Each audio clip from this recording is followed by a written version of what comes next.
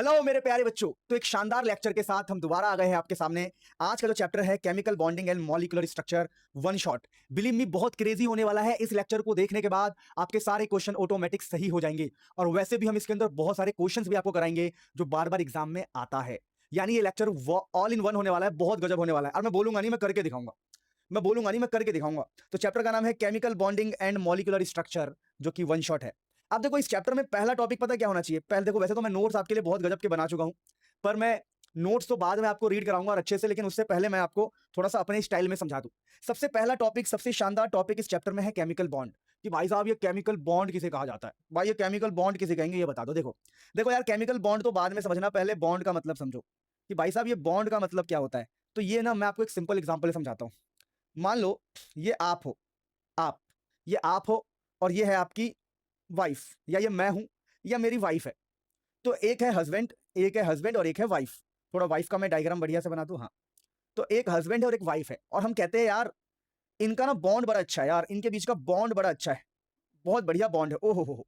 तो ये बॉन्ड का क्या मतलब है? बॉन्ड का मतलब ये है कि इन दोनों में अट्रैक्शन तगड़ा है भाई साहब। इनके बीच का जो अट्रैक्शन है, बॉन्ड अच्छा होने का मतलब है कि इनके बीच में जो अट्रैक्शन है, ओहो हो, ओहो हो, इनके बीच का अट्रैक्शन तगड़ा है। तो यहां पर बॉन्ड का मतलब बेसिकली अट्रैक्शन है कि भाई दो चीजों के बीच में अट्रैक्शन कैसा है। अगर इनके बीच का अट्रैक्शन अच्छा है तो हम कहते हैं इनके बीच का बॉन्ड अच्छा है। हस्बैंड वाइफ के बीच में अट्रैक्शन अच्छा है, एक दूसरे को पसंद करते हैं, तो हम कहेंगे बॉन्ड अच्छा है ना। यानी कि अगर आपसे कोई बोले कि फिर ऐसे बोले, फिर ये केमिकल बॉन्ड से क्या मतलब है? केमिकल बॉन्ड से क्या मतलब है यार? ये केमिकल बॉन्ड से तुम क्या समझते हो साहेब? तो भैया, अगर हमारे पास केमिकल्स है, मान लो कि सोडियम और क्लोरीन एटम्स है, एटम्स केमिस्ट्री में यानी केमिकल की बात करते हैं। अब मान लो कि इन दोनों के बीच में अट्रैक्शन हो जाए, अट्रैक्शन हो जाए, अट्रैक्शन। तो हमें पता है इसी अट्रैक्शन को हम बॉन्ड कहते हैं, बॉन्ड यानी NaCl। यानी कि सोडियम और क्लोरीन के बीच में अगर अट्रैक्शन हुआ तो वो NaCl बन जाएगा, NaCl, यानी केमिकल बन के रेडी हो जाएगा। तो केमिकल बॉन्ड में क्या होता है? केमिकल बॉन्ड में एटम्स के बीच में, मॉलिक्यूल्स के बीच में, या सिंपल भाषा में बोल दे तो केमिकल्स के बीच में अट्रैक्शन होगा। जैसे इन एटम के बीच में अट्रैक्शन है, तो केमिकल बॉन्ड का क्या मतलब है? केमिकल बॉन्ड का मतलब भी अट्रैक्शन ही होता है। ये अट्रैक्शन ही होता है, लेकिन ये अट्रैक्शन केमिकल्स के लिए है। जैसे जैसे एक मेल और फीमेल के बीच का अट्रैक्शन है, वैसे ही यहां पर केमिकल्स के बीच का अट्रैक्शन होता है। तो अब इसकी डेफिनेशन मैं आपको पढ़ाऊंगा तो आपको तुरंत आ जाएगा, और समझ में आए तो प्लीज कमेंट में 2 छींटे मार देना, बोलना कि हाँ सर समझ में आ गया है, तो अभी मुझे पता लगेगा कि भाई आपको आया कि नहीं आया। तो यहां पर अगर हम केमिकल बॉन्ड की बात करें मेरे प्यारे बच्चों, तो क्या लिखा है देखिए कि केमिकल बॉन्ड किसे कहते हैं? The force of attraction which binds the species together. Binds मतलब बांधना, बाइंड्स का मतलब था होल्ड करना, होल्ड करना या बांधना, इसका मतलब है बांध के रखना, बांधना, बांधना, बंधन में रखना, बंधन में। ऐसा फोर्स ऑफ अट्रैक्शन जो साथ रखे, स्पीसीज को साथ में रखे। जैसे कि Na और Cl को साथ में किसने रखा है? Na और Cl को साथ में किसने रखा है? एक अट्रैक्शन ने। उसी को हम केमिकल बॉन्ड बोल देंगे। तो केमिकल बॉन्ड क्या होता है? फोर्स ऑफ अट्रैक्शन होता है जो बांध के रखता है चीजों को साथ में। जो चीजों को साथ में बांध के रखे उसको हम केमिकल बॉन्ड कहते हैं। अच्छा जी, अब यहां पर एक बात रखना कि फोर्स ऑफ अट्रैक्शन बड़ा होना चाहिए फोर्स ऑफ रिपल्शन से, यानी अट्रैक्टिव फोर्स हमेशा बड़ा होगा as compare to repulsive force. ओहो, सही बात है सर, सही बात है। अट्रैक्शन ज्यादा होगा तभी तो बॉन्ड बनेगा, अट्रैक्शन ज्यादा होगा तभी तो बॉन्ड बनेगा। बहुत बढ़िया। अब यहां पर इस चैप्टर की कुछ बेसिक बातें हैं जो आपको बचपन से याद है। बोलो बचपन से याद है कि नहीं? सबको याद होगा। हाइड्रोजन का एटॉमिक नंबर 1 होता है, तो इसको हम 1 लिखते हैं। इलेक्ट्रॉनिक कॉन्फिगरेशन, बेटा ये जो लिखा है ये इलेक्ट्रॉनिक कॉन्फिगरेशन है। ये पिछले चैप्टर का टॉपिक है, पर मैं आपको फिर भी रिवाइज करवा रहा हूं ताकि आप चैप्टर में बेहतरीन कर सको, बेहतर कर सको। जैसे ये हाइड्रोजन है तो इसका एटॉमिक नंबर 1 होता है, यानी इसके अंदर 1 इलेक्ट्रॉन होता है ना। इसके पास होता है 1 इलेक्ट्रॉन, तो हाइड्रोजन के पास 1 इलेक्ट्रॉन है। हीलियम के पास बेटा 2 इलेक्ट्रॉन होता है, तो हम इसको 2 दिखाते हैं। लिथियम के पास होता है 3 इलेक्ट्रॉन, तो 3 इलेक्ट्रॉन को हम ऐसे लिखते हैं 2 और 1, कि भाई पहले 2 लिखेंगे फिर 1। ठीक है, याद रखना है ये सब। बेरिलियम के पास होता है 4 इलेक्ट्रॉन, 4 मतलब 2,2, इसको इलेक्ट्रॉनिक कॉन्फिगरेशन कहते हैं, इलेक्ट्रॉनिक कॉन्फिगरेशन प्यारे बच्चों। फिर बोरोन, तो बोरोन के पास होता है 5 इलेक्ट्रॉन, तो इसको लिखते हैं 2,3। कार्बन के पास होता है 6 इलेक्ट्रॉन, 2,4। नाइट्रोजन के पास 7, 2,5। इसके पास होता है 8, तो 2,6। 8 इलेक्ट्रॉन मतलब 2,6, और 7 का मतलब क्या हो गया? 7 इलेक्ट्रॉन का मतलब क्या हो गया? सॉरी, 9 इलेक्ट्रॉन का मतलब क्या हो गया? 9 इलेक्ट्रॉन का मतलब हो गया 2,7। 9 इलेक्ट्रॉन है तो 2,7, और 10 इलेक्ट्रॉन है तो लिखेंगे 2,8। अब मेरा इंटरेस्ट की बात क्या है? मेरे इंटरेस्ट की बात यही है 2,8 वाला। 2,8 वाला ही मेरे इंटरेस्ट की बात है। जैसे कि अगर हम बात करें, हमारे पास है नियोन, नियोन। अभी जो नियोन है इसका देखो एटॉमिक नंबर होता है 10। एटॉमिक नंबर 10 होने का मतलब है इसके पास है 10 इलेक्ट्रॉन, 10 इलेक्ट्रॉन है इसके पास। और अगर इसका हम इलेक्ट्रॉनिक कॉन्फिगरेशन करेंगे तो इलेक्ट्रॉनिक कॉन्फिगरेशन आएगा 2,8। तो इसका जो लास्ट सेल है, लास्ट यानी वैलेंस सेल, देखो इसको बोलते हैं वैलेंस सेल। इसका ये वैलेंस सेल है, वैलेंस सेल। अभी जो इसका वैलेंस सेल है इसके अंदर 8 इलेक्ट्रॉन है, तो इसको बोलते हैं हम कंप्लीट ऑक्टेट। कंप्लीट ऑक्टेट बोलते हैं, ऑक्टेट। अब ये कंप्लीट ऑक्टेट से फायदा क्या होता है देखना। तो कंप्लीट ऑक्टेट से ये फायदा होता है कि स्टेबिलिटी मिलती है, स्टेबिलिटी, स्टेबिलिटी मिलती है, स्टेबिलिटी, ध्यान रखना, स्टेबिलिटी। तो इसका 8 का मतलब क्या होता है समझिए, ये 8 बहुत इंपॉर्टेंट नंबर है। इसके वैलेंस सेल में 8 इलेक्ट्रॉन है और ऐसे को बोलते हैं हम कंप्लीट ऑक्टेट, ऑक्टेट मतलब 8। और ये बहुत स्टेबल होता है, ये बात आपको ध्यान रखना है, ये काफी स्टेबल होता है, ये बात आपको खास ध्यान रखना है। और इसीलिए इसको बोला जाता है नोबल गैस, इसको नोबल गैस की कैटेगरी में रखते हैं हम। ये नोबल गैस कहलाता है क्योंकि ये बहुत ही स्टेबल होता है, नोबल गैस, क्योंकि ये स्टेबल होता है 8 वाला। ठीक है, तो यहां पर ये बेसिक सम पढ़ रहे हैं जो आपने बचपन में पहले भी पढ़ा है कि देखिए ये जो 2,8 है ये count in noble gas because of its stability, ये काफी स्टेबल होता है। और यही पॉइंट चैप्टर में हम बहुत यूज करने वाले हैं, तो ये आप याद रखोगे। बोलो यहां तक समझ में आया तो कमेंट में मुझे बताओ भाई प्लीज, तभी मैं आगे बढ़ूंगा। प्लीज मुझे बताओ, मैं बहुत बेसिक से बातें करवा रहा हूं, तो ये बात हम मन में याद रखेंगे, ये हमारे बहुत काम की बात है। वैसे सोडियम का, मैग्नीशियम का, सबका आप इलेक्ट्रॉनिक कॉन्फिगरेशन याद कर सकते हो क्योंकि यही इस चैप्टर में बार बार आपके काम आएगा। जैसे कि अगर हम बात करें मैग्नीशियम का 12 होता है, तो पहले भरेंगे 2 8 यानी 10 हो गया और 2 12, 2 8 फिर 2। ये चीजें आपको पहले से आनी चाहिए, नहीं पता तो इसको याद करो, और याद करना बहुत ही आसान है, आप क्लियरली देख सकते हो। अब हमारे काम की बात क्या है कि हमने समझ लिया केमिकल बॉन्ड और कुछ इलेक्ट्रॉनिक कॉन्फिगरेशन और नोबल गैस के बारे में। तो अगला क्वेश्चन मार्केट में अराइज हुआ, अगला क्वेश्चन ये अराइज हुआ कि फिर ये केमिकल बॉन्ड बनते क्यों है, ये जो केमिकल बॉन्ड है ये बनाए ही क्यों जाते हैं, केमिकल बॉन्ड बनाए क्यों जाते हैं, बनाए क्यों जाते हैं केमिकल बॉन्ड। तो देखिए इसके पीछे एक सिंपल सा लॉजिक है जो आपको समझना है। क्या समझना है, जैसे मैं सोडियम की बात करूं और मैं क्लोरीन की बात करूं तो आप समझ जाएंगे ऑटोमेटिक। देखिए सोडियम का ना 281 होता है, तो सोडियम के लास्ट में ना 1 पड़ा हुआ है जो अच्छी बात नहीं है। और क्लोरीन के लास्ट में अगर हम देखें, सुनना ध्यान से, यहां पर क्लोरीन के लास्ट में देखें तो ये 287 होता है। अब 7 होना भी अच्छी बात नहीं है, जैसा मैंने कहा कि लास्ट में 8 दिखे तो मजा आ जाए, इसके वैलेंस सेल में 8 दिखे तो मजा आ जाए। तो अभी हमें ये पढ़ना है कि भाई ये केमिकल बॉन्ड बन ही क्यों रहे हैं, क्या रीजन है केमिकल बॉन्ड बनने के पीछे। तो बेस्ट एग्जांपल होता है सोडियम और क्लोरीन को समझना। तो अगर आप सोडियम का नेचर देखेंगे प्यारे बच्चों, तो इनके लास्ट में 1 इलेक्ट्रॉन है और क्लोरीन के लास्ट में है 7। तो ये लोग क्या दिमाग लगाते हैं, ये कहते हैं काम करो भैया, तुम एक काम करो, ये अपना जो 1 इलेक्ट्रॉन है ये इलेक्ट्रॉन मोए दे दो, मोए दे दो, ये मांग रहा है यहाँ से। तो इससे क्या होगा, ये हो जाएगा 2,8, अगर इसने अपना 1 इसको दे दिया तो, और ये हो जाएगा 288।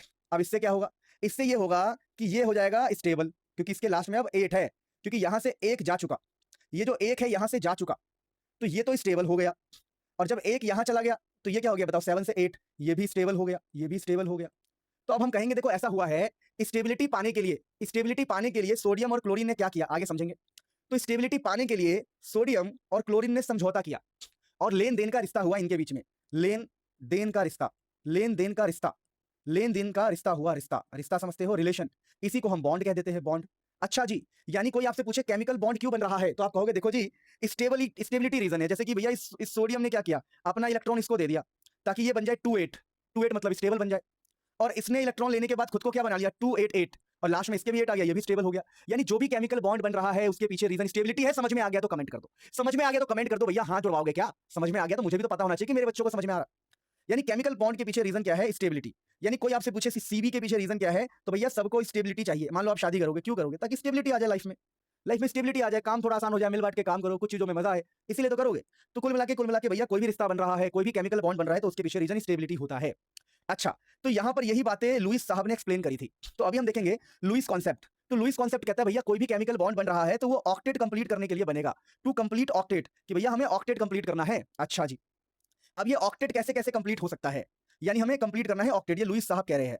तो लुईस साहब कह रहे हैं कि ऑक्टेट कंप्लीट करना है, तो अब हमें ये सीखना है कि ऑक्टेट कैसे कैसे कंप्लीट होता है। ऑक्टेट, ऑक्टेट मतलब लास्ट में 8 इलेक्ट्रॉन, लास्ट में 8 इलेक्ट्रॉन, यानी बॉन्ड बनाए जाएंगे ताकि लास्ट में 8 इलेक्ट्रॉन मिल जाए। तो ये कैसे हो सकता है, तो पहला एग्जांपल होता है NaCl का। NaCl में क्या होता है, जो हमारा सोडियम है, सोडियम होता है 281 के हिसाब से, और क्लोरीन जो है, क्लोरीन है बेटा, ये है आपका 287। तो यहां पर बॉन्ड बन सकता है कैसे, इस इलेक्ट्रॉन को ट्रांसफर करके। तो इलेक्ट्रॉन ट्रांसफर करके बॉन्ड बन सकता है, और ट्रांसफर करने के बाद जो रिश्ता बनता है उस रिश्ते को बोलेंगे हम आयोनिक बॉन्ड, कि भैया यहां पर इलेक्ट्रॉन का ट्रांसफर हुआ है, ई ट्रांसफर हुआ है, तो इसका नाम रहेगा आयोनिक बॉन्ड। एक तरीका तो ये हो गया। दूसरा तरीका यह है कि मान लो हाइड्रोजन है और क्लोरीन है, हाइड्रोजन के पास 1 इलेक्ट्रॉन है, क्लोरीन के पास है मान लो, अभी मैं समझाता हूं, देखो लुईस कॉन्सेप्ट, हाइड्रोजन के पास 1 होता है और क्लोरीन के पास होता है 287। तो ये शेयरिंग कर सकते हैं। शेयरिंग का क्या मतलब होता है, शेयरिंग, अभी यहां पर हम शेयरिंग की बात करेंगे। शेयरिंग का मतलब यह है कि हमारा ये जो 1 इलेक्ट्रॉन है इसके साथ शेयर हो गया। शेयरिंग से क्या होगा, क्लोरीन को समझना, शेयरिंग से क्या होगा, शेयरिंग से ये होगा कि क्लोरीन को फील होगा कि देखो 1 इलेक्ट्रॉन मेरे पास भी आ चुका है, भले ही उधार, शेयरिंग का मतलब है उधार ले लिया, मतलब ये हाइड्रोजन से उधार ले लेगा ताकि ये क्या बन जाए, 8 बन जाए। तो यहां पर शेयरिंग बोलते हैं इसको, शेयरिंग। शेयरिंग में उधार एक तरह से, कि 1 इलेक्ट्रॉन इसके साथ शेयर कर लिया। शेयर करने का मतलब क्या है कि ओवरऑल अब कितना हो चुका है, 288 हो चुका है, तो ये भी स्टेबल हो गया है। यानी कि आप ऑक्टेट कंप्लीट करना चाहते हो, लास्ट में 8 इलेक्ट्रॉन, तो या तो आप ट्रांसफर करवा लो या तो उससे शेयरिंग कर लो, उधार मांग लो कि भैया दे दे, मोए दे दे, थोड़ी देर के लिए दे दे, एक बार दे दे, कैसे भी दे दे, जरूर दे दे, एक बार दे दे। तो 288 यहाँ पर शेयरिंग से भी काम हो सकता है। अब प्यारे बच्चों, शेयरिंग से जो बॉन्ड बनेगा उसका नाम रहेगा कोवैलेंट बॉन्ड, तो उसको हम कोवैलेंट बॉन्ड बोलेंगे। तो यहाँ पर आप क्लियरली क्या देखोगे कि ट्रांसफर ऑफ इलेक्ट्रॉन से आयोनिक बॉन्ड बनता है, मैंने एग्जांपल बताया आपको NaCl का। और यहाँ पर एक और छोटी सी बात है जो आपको नोट करनी है। कौन सी बात नोट करनी है कि Na और Cl जब एक इलेक्ट्रॉन ट्रांसफर होगा तो सोडियम के ऊपर प्लस आएगा, क्योंकि यहाँ का इलेक्ट्रॉन गायब हुआ है। आपने पिछले चैप्टर में पढ़ा होगा कि जो बंदा इलेक्ट्रॉन दे देता है, इसने दे दिया तो देने के बाद इस पे पॉजिटिव होगा, और इसने लिया है, लेने वाला बंदा नेगेटिव होता है। वैसे भी रियल लाइफ में भी जो ले वो नेगेटिव इंसान ही होता है, जो ले ले किसी का चीज कोई ले ले वो नेगेटिव इंसान होता है। तो इसने ले लिया है तो ये नेगेटिव इंसान है। और इनके बीच में जो अट्रैक्शन होगा, इनके बीच में जो अट्रैक्शन होगा, अट्रैक्शन उसको आयोनिक बॉन्ड बोलेंगे। जो अट्रैक्शन होगा, प्लस माइनस के बीच में जो अट्रैक्शन होगा, ये प्लस है और ये माइनस है, इसके बीच में अट्रैक्शन जो होगा, इनके बीच में जो रिश्ता होगा उसको आयोनिक बॉन्ड कहेंगे। तो ये तो था transfer of electron. Sharing of electron का मैंने आपको बताया, शेयरिंग से बनता है कोवैलेंट बॉन्ड। ये सब याद रखना है, समझ में आया कि नहीं आया बताना। और मैंने एग्जांपल कह दिया HCl का, जिसके पास 1 था, इसके पास 7 था। अब इसने शेयर कर लिया, शेयर मतलब गले लगा लिया कि तू आज से मेरा है, तू मेरा भाई है, तो 288 बन जाएगा। अब एक और होता है जो 12th में पढ़ना होता है, कोऑर्डिनेट बॉन्ड। कोऑर्डिनेशन बॉन्ड या कोऑर्डिनेट बॉन्ड क्या होता है, एक और टॉपिक है, मैं आपको समझाता हूं। देखो यहीं पर समझा देता हूं, देखिए इसको बस याद कर लो, 12th में इसके ऊपर पूरा एक चैप्टर आएगा। कोऑर्डिनेट बॉन्ड कब बनता है, जब कोई इंसान, जैसे मान लो ये NH3 है, अब इसके ऊपर 2 इलेक्ट्रॉन है, इसने किसी मान लो X पॉजिटिव नाम का बंदा है, कोई X पॉजिटिव, समझना अच्छा ध्यान से देखो। मैं इसको थोड़ा अलग से बताता हूँ, अलग पेज पे बताऊंगा तभी आप समझोगे, या यही चलो अलग पेज पे बताते, नहीं यही बता देते चलो।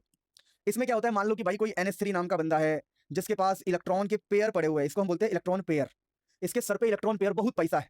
अब ये क्या कर रहा है, किसी गरीब को देखा, इसने बोला भैया तू गरीब है क्या, इसने बोला हाँ जी मैं पॉजिटिव हूँ, मेरे इलेक्ट्रॉन की चोरी हो गई है, मैं इलेक्ट्रॉन किसी को दे चुका हूँ, मैं पछता रहा हूँ। तो ये जाएगा और इसको इलेक्ट्रॉन बोलेगा ले। यानी जब कोई अपना इलेक्ट्रॉन पेयर दे दे, इलेक्ट्रॉन का पेयर, इलेक्ट्रॉन का पूरा pair they they, pair, I hope आप समझ रहे होंगे, कोई अपना इलेक्ट्रॉन का पेयर दे दे, इलेक्ट्रॉन पेयर देके बॉन्ड बनाए। जैसे ये देखो NH3 ने पूरा इलेक्ट्रॉन दे दिया, ये पूरा इलेक्ट्रॉन का पेयर, पेयर मतलब जोड़ा, पूरा इलेक्ट्रॉन का पेयर देके बॉन्ड बनाए तो उसको हम कोऑर्डिनेट बॉन्ड कहते हैं। कोऑर्डिनेट बॉन्ड, क्या बात है, यहां तक समझ में आ गया। कोऑर्डिनेट बॉन्ड कब बनता है, जब कोई इलेक्ट्रॉन का पेयर देके रिश्ता बनाए। बोलो यहां तक समझ में आ गया तो मुझे फटाफट कमेंट में बताओ, वरना मैं आगे नहीं बढ़ रहा। जाओ अगले चैप्टर नहीं आएगा, अगर अभी तक नहीं, प्लीज बताओ अगर समझ में आया कि नहीं आया, कमेंट करके बताना पड़ेगा, बताना पड़ेगा। मैं छोटे बच्चे की तरह रोऊंगा, ठीक है, मैं रोऊंगा फिर। चलो भाई, तो ये हम लोगों ने पढ़ा कि भैया कि बॉन्ड क्यों बन रहा है। कोई अगर कहे कि केमिकल बॉन्ड क्यों बन रहा है, तो स्टेबिलिटी के पीछे, लेन देन का रिश्ता है ना, स्टेबिलिटी के चक्कर में हो रहा है। ये जितना भी लेन देन या शेयरिंग हो रहा है सब स्टेबिलिटी के चक्कर में हो रहा है। तो आप मुझे एक एक करके कमेंट में बताओ कि अगर हमारा ट्रांसफर से बने तो उस बॉन्ड का नाम क्या होता है, अगर हमारा शेयरिंग से बने तो उस बॉन्ड का नाम क्या होता है, और हम हमारा इलेक्ट्रॉन पेयर डोनेट करके बने, इलेक्ट्रॉन पेयर कोई डोनेट कर रहा है, ले ले भाई मेरा पेयर ले ले, मेरा प्यार ले ले, पेयर ले ले, तो कौन सा बॉन्ड होता है। तीनों का नाम लाइन से चाहिए मेरे को, मेरे को लाइन से चाहिए। अब देखो लुईस कॉन्सेप्ट में क्या है, लुईस साहब ने क्या किया, लुईस साहब ने इलेक्ट्रॉन्स को डॉट से दिखाया था, डॉट से। इन्होंने कहा भैया मैं इलेक्ट्रॉन को डॉट से दिखाऊंगा, लुईस साहब ने कहा भैया मैं इलेक्ट्रॉन्स को डॉट से दिखाऊंगा। तो अब हमें डॉट से चीजों को समझना है। तो यहाँ पर ये जो चीजें लिखी है इसको मैं अलग से करके दिखाऊंगा, पर यहाँ पर एक छोटी सी बात ध्यान रखना। छोटी सी बात क्या ध्यान रखना कि वैलेंस इलेक्ट्रॉन को, जो भी वैलेंस इलेक्ट्रॉन होते हैं, वैलेंस इलेक्ट्रॉन्स को डॉट से दिखाना है, वैलेंस इलेक्ट्रॉन को डॉट से दिखाना है। तो पहला टॉपिक होता है formation of H2O, water, Lewis dot structure. ये वाटर कैसे बना होगा, वाटर, तो वाटर की बातें करते हैं, आ जाओ। फॉर्मेशन ऑफ वाटर, एक एक करके हम देखेंगे सारी चीजें। तो सबसे पहले वाटर की बात करते हैं कि ये जो H2O है ये कैसे बना होगा, है ना, इसके पीछे। तो सबसे पहले हम ऑक्सीजन बनाते हैं, और ऑक्सीजन का पता क्या होता है, ये होता है 8वें नंबर पे। अगर ऑक्सीजन हमारा 8वें नंबर पे होता है, एटॉमिक नंबर 8 होता है, तो इसको लिखते हैं हम 2,6। तो ये इसका वैलेंस इलेक्ट्रॉन है, वैलेंस इलेक्ट्रॉन, वी मतलब वैलेंस इलेक्ट्रॉन। तो ऑक्सीजन के वैलेंस इलेक्ट्रॉन को आप डॉट से दिखाओगे, 1 2 3 4 5 6। तो देखो 1 2 3 4 5 6, 6 इलेक्ट्रॉन दिखा दिए। अब हमारे पास ऑक्सीजन है और 2 हाइड्रोजन है, तो 2 हाइड्रोजन आपको बनाने हैं, कहीं पर भी बना दो फिलहाल के लिए अभी तो। और हाइड्रोजन की अगर हम बात करें तो इसके लास्ट में सिर्फ एक ही इलेक्ट्रॉन होता है, तो हाइड्रोजन का एक इलेक्ट्रॉन यहाँ, एक इलेक्ट्रॉन यहाँ। आप क्या करोगे, आपको बस एक डॉट से एक डॉट को कनेक्ट करना है, एक डॉट से एक डॉट को कनेक्ट करना है ना। यानी ये जो डॉट है इसको कनेक्ट कर दिया, देखो दोबारा देखो मैंने क्या किया, एक डॉट से इस डॉट को कनेक्ट करना है, वैलेंस इलेक्ट्रॉन को वैलेंस इलेक्ट्रॉन से कनेक्ट करना है। तो लो भाई बन गया आपका H2O। तो H2O कैसा दिखता है, ऐसा दिखता है, OH, और हमारे यहाँ पर इलेक्ट्रॉन्स जो बच गए उसको हम बना देंगे ऐसे ही। तो ये H2O का लुईस डॉट स्ट्रक्चर है, यानी कुछ भी नहीं करना होता आपको। ऑक्सीजन के जो वैलेंस इलेक्ट्रॉन है, ऑक्सीजन के वैलेंस इलेक्ट्रॉन है 6, तो आपको 6 डॉट बनाने हैं, 6। और हाइड्रोजन के कितने हैं वैलेंस इलेक्ट्रॉन, 1, तो इस हाइड्रोजन के भी 1, दोनों को एक एक बना दिया, फिर उसके एक डॉट से इसके एक डॉट को कनेक्ट कर दिया, हमारा H2O बन गया। तो हमारा ऐसे लोग करके दिखाते हैं, आप इन चक्करों में मत पड़ना, ये जो ऐसे दिखाया गया इन चक्करों में मत पड़ना, सीधा आप ये लिखो फाइनल जो मैं आपको बता रहा हूँ। अब हम अगला बनाएंगे मिथेन। अब ये मिथेन मैंने आपको पहले भी पढ़ाया हुआ है, बस आपको याद नहीं होगा। मिथेन यानी CH4। अब देखो CH4 बनाना है प्यारे बच्चों, तो मेरे प्यारे बच्चों CH4 में क्या है, आपको कार्बन देखना है, कार्बन का एटॉमिक नंबर 6 होता है, 6 का मतलब है इसके लास्ट में होंगे 4 इलेक्ट्रॉन। आपको वैलेंस इलेक्ट्रॉन पकड़ना है, तो कार्बन के लास्ट में है 4, तो 1 2, ठीक है, 3 4, आपको 4 पकड़ लेने हैं, कहीं भी लगा सकते हो डॉट, ऐसा जरूरी नहीं है कि आपको मान लो मैंने यहाँ लगा दिया, यहाँ लगा दिया, यहाँ लगा दिया, यहाँ लगा दिया, आपकी मर्जी, आप 4 डॉट कहीं भी लगाओ, फिलहाल के लिए तो आपकी मर्जी है, बाकी आगे आप रूल्स को समझ जाओगे। तो अब हमारे पास एक कार्बन था, तो कार्बन के वैलेंस शेल में 4 इलेक्ट्रॉन है। फिर ये हाइड्रोजन है, तो हाइड्रोजन के लास्ट में होता है सिर्फ 1 इलेक्ट्रॉन। तो एक हाइड्रोजन ये रहा, दूसरा ये रहा, तीसरा हाइड्रोजन यहाँ बना दो, चौथा हाइड्रोजन मान लो यहाँ बना दिया मैंने। तो 4 हाइड्रोजन है, तो इनके लास्ट में होता है 1, इसके लास्ट में भी 1, इसके लास्ट में भी 1 और इसके लास्ट में भी 1। तो ये 4 hydrogen, 1 hydrogen, 2 hydrogen, 3 hydrogen, 4 hydrogen, सबके लास्ट में 1 1 1 1, सबके लास्ट में 1 1 बना दिया। अब सबको जोड़ देंगे, जोड़ने के लिए कुछ नहीं करना, इसको इससे जोड़ दो, इसको इससे जोड़ दो, इसको इससे जोड़ दो, इसको इससे जोड़ दो, तो लो भाई हो गया इनका बॉन्ड CH4। तो CH4 ऐसा है, देख लो, ये रहा CH4 है ना, तो इसको CH4 कहते हैं, CH4। तो आपको फाइनल स्ट्रक्चर पर ही ध्यान देना है। ये लोग क्या कर रहे हैं, ऐसे दिखा रहे हैं, देखो मैं बताऊं पुराना स्ट्रक्चर कैसा है, ये लोग मतलब मैं ऐसे दिखा रहा हूँ कि देखो जी इनके बीच में ये बॉन्ड बनेगा, इनके बीच में ये बॉन्ड बनेगा, इनके बीच में ये बॉन्ड बनेगा, इनके बीच में ये बॉन्ड, तो ऐसे भी चाहो तो आप दिखा सकते हो, पर आपकी मर्जी है, पर मैं आपको बोलूंगा ये सब बेसिक बातें हैं, फाइनल पर ही ध्यान देना। अगला है हमारे पास एसिटाइलिन।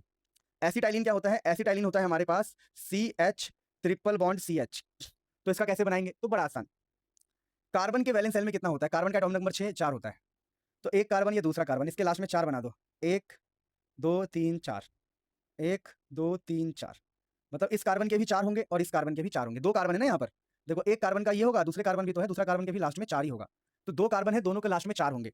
तो मेरे पास एक कार्बन ये रहा, दूसरा कार्बन ये रहा, तो इसके लास्ट में भी 4 हो गया, इसके लास्ट में भी 4 हो गया। अब हमारे पास क्या है बताओ, अब हमारे पास है एक हाइड्रोजन और दूसरा हाइड्रोजन, तो हाइड्रोजन कहीं बना सकते हो, चलो मैं यहाँ बना रहा हूँ, अलग कलर से बनाते हैं ताकि अच्छा लगे। एक हाइड्रोजन यहाँ और हाइड्रोजन के लास्ट में 1 होता है, दूसरा हाइड्रोजन यहाँ, हाइड्रोजन के लास्ट में 1 होता है। अबे हाइड्रोजन के लास्ट में तो 1 ही होता है, इतनी देर से बता रहा हूँ, आप कुछ मत करो, बस ऐसे कनेक्ट कर दो इनको, इनको ऐसे कनेक्ट कर दो, कनेक्ट, हाइड्रोजन के लास्ट में 1 था, इसके 1 से कनेक्ट कर दो, इसके 1 से कनेक्ट कर दो, और बीच में आपस के जो डॉट्स है दोनों कार्बन के, उन्होंने आपस में कनेक्ट कर दो, यानी कुल मिला के डॉट को डॉट से कनेक्ट करना है। तो ये बन गया हमारा क्या, CH ट्रिपल बॉन्ड CH, ये ट्रिपल बॉन्ड है, ट्रिपल बॉन्ड। तो इसी प्रकार से आप इजीली बना सकते हो किसी का भी लुईस डॉट स्ट्रक्चर, बस वैलेंस इलेक्ट्रॉन को डॉट से दिखाना है और डॉट को डॉट से कनेक्ट करना है। बोलो यहाँ तक समझ में आ गया तो मुझे बताओ, फिर हम आगे बढ़ेंगे। पहले आप मुझे बताओ, मैं तुम्हें हक करने आ रहा हूँ, तुम्हें प्यार करने आ रहा हूँ, समझ में आया, प्लीज बता दो यार, समझ में आया कि नहीं आया, जल्दी बताओ। चलो चलो चलो चलो, आ गया होगा, उम्मीद है। अब देखो लिमिटेशन ऑफ ऑक्टेट रूल। अब ये ऑक्टेट रूल की लिमिटेशन क्या है, या लुईस ऑक्टेट अप्रोच या लुईस थ्योरी, इन सबका लिमिटेशन क्या है। लिमिटेशन मतलब एक प्रकार से फेलियर, अलग अलग नाम से हम जान सकते हैं, पर इन सबका फेलियर क्या है, तो क्या रीजन हो सकता है इन सबके फेल होने के पीछे। तो मैं आपको 2 रीजन बता रहा हूँ और 2 रीजन आप होमवर्क में लिखना। वैसे आज के टाइम पर कोई नहीं पूछता लिमिटेशन क्या है, ये सब कोई नहीं पूछता, बस लुईस डॉट स्ट्रक्चर बनाने आना चाहिए। कुछ नहीं करते सर, वैलेंस इलेक्ट्रॉन लिख देते हैं, हाइड्रोजन का भी लिख दिया वैलेंस इलेक्ट्रॉन, सबको कनेक्ट कर दिया सर, ये तो आसान था, कोई बड़ी बात नहीं है। तो फिलहाल अपने पास है लिमिटेशन ऑफ ऑक्टेट रूल या लुईस ऑक्टेट अप्रोच। ये क्या है देखिए, इसका लिमिटेशन क्या है, फेलियर क्या है। जैसे इन्होंने कहा कि भैया 8 होने चाहिए, पर हमारे हाइड्रोजन को देखो, जब हम H2 की बात करते हैं तो यानी 2 हाइड्रोजन, एक हाइड्रोजन के पास होता है 1 इलेक्ट्रॉन और हमारे दूसरे हाइड्रोजन के पास भी होता है 1 इलेक्ट्रॉन, और ये दोनों मिलकर बॉन्ड बना लेते हैं, समझो। और हाइड्रोजन कैसा रहता है, H2 के फॉर्म में रहता है। देखिए हाइड्रोजन के वैलेंस सेल में 1 इलेक्ट्रॉन, दूसरे हाइड्रोजन के वैलेंस सेल में 1 इलेक्ट्रॉन, दोनों ने मिला के बॉन्ड बनाया। अभी भी टोटल कितने हैं, अभी भी टोटल है 2 इलेक्ट्रॉन, अभी भी टोटल कितने हैं, टोटल तो 2 ही इलेक्ट्रॉन हैं, टोटल तो 2 ही इलेक्ट्रॉन से। देखो ध्यान से, आप थोड़ा लॉजिकली सोचो, लॉजिकली हाइड्रोजन के केस में क्या हो रहा है, एक हाइड्रोजन के पास 1 इलेक्ट्रॉन, दूसरे के पास दूसरा, दोनों मिलके बॉन्ड बना रहे हैं, टोटल 2 ही इलेक्ट्रॉन है। तो ये ऑक्टेट रूल थोड़ी हुआ, हाइड्रोजन तो वैसे भी खुश है, तो हाइड्रोजन डुप्लेट बनाता है भैया, डुप्लेट। अगर हाइड्रोजन डुप्लेट बना रहा है तो ऑक्टेट की बात नहीं मान रहा, यानी लुईस साहब फेल हो गए। अब PCl5 में देखते हैं, PCl5 में क्या हो रहा है। चलो PCl5 बनाते हैं, PCl5, 1 Cl 2 Cl 3 Cl 4 Cl 5 Cl। अगर हम PCl5 देखें, फोस्फोरस क्लोरीन 5, तो PCl5 में क्या हो रहा है, 1 2 3 4 5, PCl5 में क्या हो रहा है। अब फटाफट ना हम इलेक्ट्रॉन काउंट करते हैं, चलो। देखिए एक बॉन्ड का मतलब 2 इलेक्ट्रॉन होता है, पहले से ही जानते हो। देखो मैं आपको बता दूं, एक बॉन्ड का मतलब 2 इलेक्ट्रॉन होता है, यहां पर आपने सीख लिया। देखो ये जो हाइड्रोजन के बीच में बॉन्ड है, ये एक बॉन्ड है, पर एक बॉन्ड के अंदर कितने इलेक्ट्रॉन है बताओ, एक बॉन्ड के अंदर 2 इलेक्ट्रॉन है। तो यानी कि PCl5 में क्या होगा, एक फोस्फोरस से 5 क्लोरीन है, 1 2 3 4 5, तो 2 इलेक्ट्रॉन यहां मिल गए, 2 इलेक्ट्रॉन, 2 4 2 6 2 8 2 10, यहां टोटल 10 बन रहा है। फोस्फोरस की अगर हम बात करें तो यहां पर 10 इलेक्ट्रॉन, अरे भाई साहब 10 इलेक्ट्रॉन, तो एक्सटेंडेड ऑक्टेट, ये ऑक्टेट से ज्यादा हो गया, तो ऑक्टेट रूल तो फेल ही हो जाएगा ना। यानी ऑक्टेट से कम है तब भी ऑक्टेट रूल फेल होगा, और ऑक्टेट से ज्यादा है तब भी फेल हो जाएगा। ऑक्टेट रूल कहता है बॉन्ड बनेगा 8 के लिए, बॉन्ड बनेगा 8 के लिए, यहां बॉन्ड तो 2 के लिए बना, अरे यहां बॉन्ड 2 के लिए बना, यहां बॉन्ड 10 के लिए बना, तो ऑक्टेट रूल फेल हो गया, तो ऑक्टेट रूल हमारा फेल हो गया। अब ऑक्टेट रूल तो फेल हो गए, पर अगर तुम फेल नहीं होना चाहते हो भैया तो हमारे साथ जुड़ जाओ। जो इंसान बदतमीजी कर रहा है यूट्यूब पर, शो ऑफ कर रहा है, उसको तो सब्सक्राइब कर देते हो, उसकी वीडियो को लाइक कर देते हो, और हम जो मेहनत कर रहे हैं सुबह शाम, कितने दिनों से सोते नहीं है, पहले पीपीटी बनाओ। ये पीपीटी मैंने कितनी मेहनत से बनाई होगी। मेरी मेहनत अगर नजर आए मेरी तरह, प्लीज देख लेना। मैं कोई भीख नहीं मांग रहा हूँ, अपनी मेहनत का ही मांग रहा हूँ। वरना कर्मा तो आपको पता ही है। आप आज मेरी मेहनत को सपोर्ट कीजिए, कल आपकी मेहनत को सपोर्ट करेगा। अदरवाइज तो आप कर्मा को जानते ही है। बाकी तो आपकी मर्जी। तो ये हमने पूरा कॉन्सेप्ट पढ़ लिया। अब हम आगे बढ़ रहे हैं अपना फॉर्मल चार्ज। अब ये फॉर्मल चार्ज का कॉन्सेप्ट बहुत इंपॉर्टेंट है लाला। फॉर्मल चार्ज क्या होता है? फॉर्मल चार्ज मतलब आपने देखा होगा, मॉलिक्यूल है कोई, मान लो CO2 है, या कोई भी मॉलिक्यूल होता है। जैसे हम कहते हैं कि CO3 है, हम ना ऐसे कहते हैं कि ऐसा कुछ है, तो इस ऑक्सीजन पे माइनस है, इस ऑक्सीजन पे माइनस है। तो फॉर्मल चार्ज का मतलब होता है जैसे कि इस ऑक्सीजन पे माइनस है, इस ऑक्सीजन पे माइनस है। तो फॉर्मल चार्ज का मतलब हो गया कि चार्ज निकालना। चार्ज यानी प्लस माइनस निकालना। फॉर्मल चार्ज यानी कि अगर हमारे पास एक लुईस स्ट्रक्चर है, डॉट वाला स्ट्रक्चर है, जैसे ये डॉट वाला स्ट्रक्चर है, ये ओजोन मॉलिक्यूल है बेटा, O3 ओजोन। तो इस मॉलिक्यूल में बताना है हमें कि हमारे पास 3 ऑक्सीजन है। दिख रहा होगा आपको, हमारे पास 3 ऑक्सीजन है। ये सेकंड नंबर का, first number, second number, third number. तो इनके ऊपर क्या चार्ज है? चार्ज निकालना है, फॉर्मल चार्ज। तो फॉर्मल चार्ज कैसे निकालते हैं ये देखो, अभी मैं करके दिखाऊं समझ जाओगे। Total number of valence electron minus non bonded electron minus half shared electron. Sir समझ नहीं आया, पहले मैं क्वेश्चन करूंगा तब आप समझोगे। फॉर्मल चार्ज कैसे निकालते हैं, चार्ज कैसे निकालते हैं, ये स्टेप्स मैं समझाऊंगा, आप समझ जाओगे, रुक जाओ। मान लो मैं सॉल्यूशन कर रहा हूं इस क्वेश्चन का, किसका? जो क्वेश्चन मैंने लिया है एनसीईआरटी का, ओजोन वाला। मैंने कहा मुझे कार्बन नंबर 1 का निकालना है। मैंने कहा मेरा मन है, ओ सॉरी, ऑक्सीजन नंबर 1 का, मुझे पहले ऑक्सीजन का निकालना है। तो ऑक्सीजन नंबर 1 मुझे निकालना है कि ऑक्सीजन नंबर 1 पर कितना चार्ज है। ऑक्सीजन नंबर 1 पे मुझे निकालना है। तो फॉर्मल चार्ज का मैं फॉर्मुला लिखूंगा, फॉर्मल चार्ज FC। तो फॉर्मल चार्ज का फॉर्मुला क्या कहता है? कहता है total number of valence electron. देखो तो ये ऑक्सीजन है, तो ऑक्सीजन का valence electron, total number of valence electron. तो यार जो अगर ऑक्सीजन की बात की जाए, एटॉमिक नंबर 8, तो 2,6 इसके वैलेंस में होता है 6 इलेक्ट्रॉन। तो सबसे पहले हमें लिखना है total number of valence electron, ठीक है, जो कि है 6। तो total number of valence electron, उसके बगल में है माइनस, तो माइनस, ओके। तो valence electron minus. Non bonded electron, non bonded electron, non bonded मतलब कितने बॉन्ड में नहीं है, ये 2 फ्री है। पहले वाले पे ये 2 फ्री है, ये 2 फ्री है, फ्री, ये बॉन्ड में नहीं है, बिल्कुल फ्री है। तो आपको नॉन बॉन्डेड इलेक्ट्रॉन लिखना है, तो ये 2 ही तो है, 2। तो पहले वैलेंस इलेक्ट्रॉन, फिर नॉन बॉन्डेड। नॉन बॉन्डेड वो होता है जो बॉन्ड में ना हो। तो ये 2 बॉन्ड में नहीं है, ये दोनों बॉन्ड में नहीं है प्यारे बच्चों। तो हमने बोला पहले ऑक्सीजन पे 2 हो गया, फिर माइनस का साइन है, हाफ। हाफ के बाद क्या है? तो माइनस का sign, half. Shared electron, shared electron. अब इस ऑक्सीजन ने कितने इलेक्ट्रॉन्स के साथ शेयरिंग कर रखी है? शेयरिंग मतलब बॉन्ड, शेयरिंग कर रखी है। यानी शेयरिंग का मतलब हो गया कि बॉन्ड बना रखा है। शेयर का मतलब है बॉन्डेड, शेयर का मतलब है बॉन्डेड इलेक्ट्रॉन। शेयर का मतलब है यहाँ पर बॉन्डेड इलेक्ट्रॉन। तो 2 बॉन्ड यहाँ है, 2 बॉन्ड का मतलब हो गया 4 इलेक्ट्रॉन। देखो यहाँ पर 2 बॉन्ड है, 2 का मतलब हो गया, ये देखो 2 है ना, 2 बॉन्ड यहाँ है इस ऑक्सीजन का। पहले ऑक्सीजन का 1 बॉन्ड ये रहा, 2 बॉन्ड ये रहा, और तीसरा 3 बॉन्ड का मतलब हो गया 6 इलेक्ट्रॉन। देखो मैं दोबारा बोल रहा हूँ, यहाँ पर 1 बॉन्ड का मतलब था, 1 बॉन्ड का मतलब था 2 इलेक्ट्रॉन्स, 1 बॉन्ड का मतलब 2 इलेक्ट्रॉन्स। तो यहाँ पर हमारे पहले ऑक्सीजन ने 3 बॉन्ड बना रखा है, 1 2 3। 3 बॉन्ड का मतलब हो जाएगा 6। तो 1 बॉन्ड का मतलब होता है 2। तो यहाँ पर 3 बॉन्ड है, 3 बॉन्ड मतलब 3 इंटू 2 6।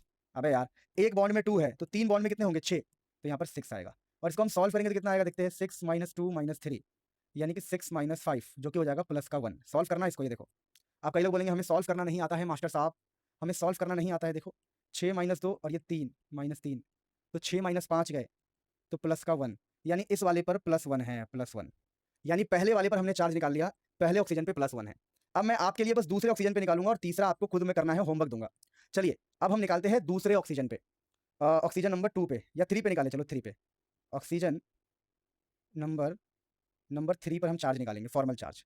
तो फॉर्मल चार्ज क्या हो जाएगा हमारा? वैलेंस इलेक्ट्रॉन तो 6 है, total number of valence electron. Non bonded, तो यहाँ पर नॉन बॉन्डेड कितने, देखिए नॉन बॉन्डेड कितने होंगे, 2 4 और 6। आप काउंट करके देख लेना, जो नॉन बॉन्डेड है कितने होंगे, देखो 1 2 3 4 5 6। ये फ्री है, नॉन बॉन्डेड है, तो नॉन बॉन्डेड हो गया हमारा 6, माइनस हाफ, यानी total number of valence non bonded half. देखो हाफ, फिर शेयर्ड, शेयर्ड मतलब बॉन्डेड।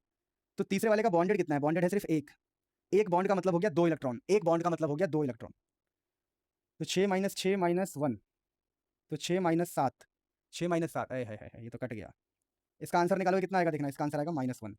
यानी तीसरे कार्बन पे -1 है, पहले पर है, सॉरी कार्बन बोल रहा हूँ, तीसरे पर -1 है, पहले पर है +1, और दूसरे का आंसर आप कमेंट में करोगे। फॉर्मल चार्ज निकालने के लिए कुछ मत करो यार, total number of valence electron देखो, नॉन बॉन्डेड देखो कि बिना बॉन्ड के कितने रखे हुए हैं, डॉट डॉट डॉट कितने रखे हुए हैं, और कितने बॉन्डेड है। तो 1 बॉन्ड का मतलब 2 इलेक्ट्रॉन। सिंपल लॉजिक लगाओ और बताओ इसका आंसर क्या आएगा कमेंट में, तभी हम चैप्टर को आगे बढ़ाएंगे। फटाफट कमेंट में आंसर बताओ। हेलो मेरे प्यारे बच्चों, मेरे सुंदर बच्चों, मेरे जिगर के टुकड़ों, मेरी जान, सब हो आप। अब यहाँ पर अगला टॉपिक है हमारे पास फॉर्मल चार्ज के बाद लैटिस एंथैल्पी। अभी बड़ा आसान टॉपिक है, देखिए लैटिस एंथैल्पी को समझना मतलब बच्चों का खेल।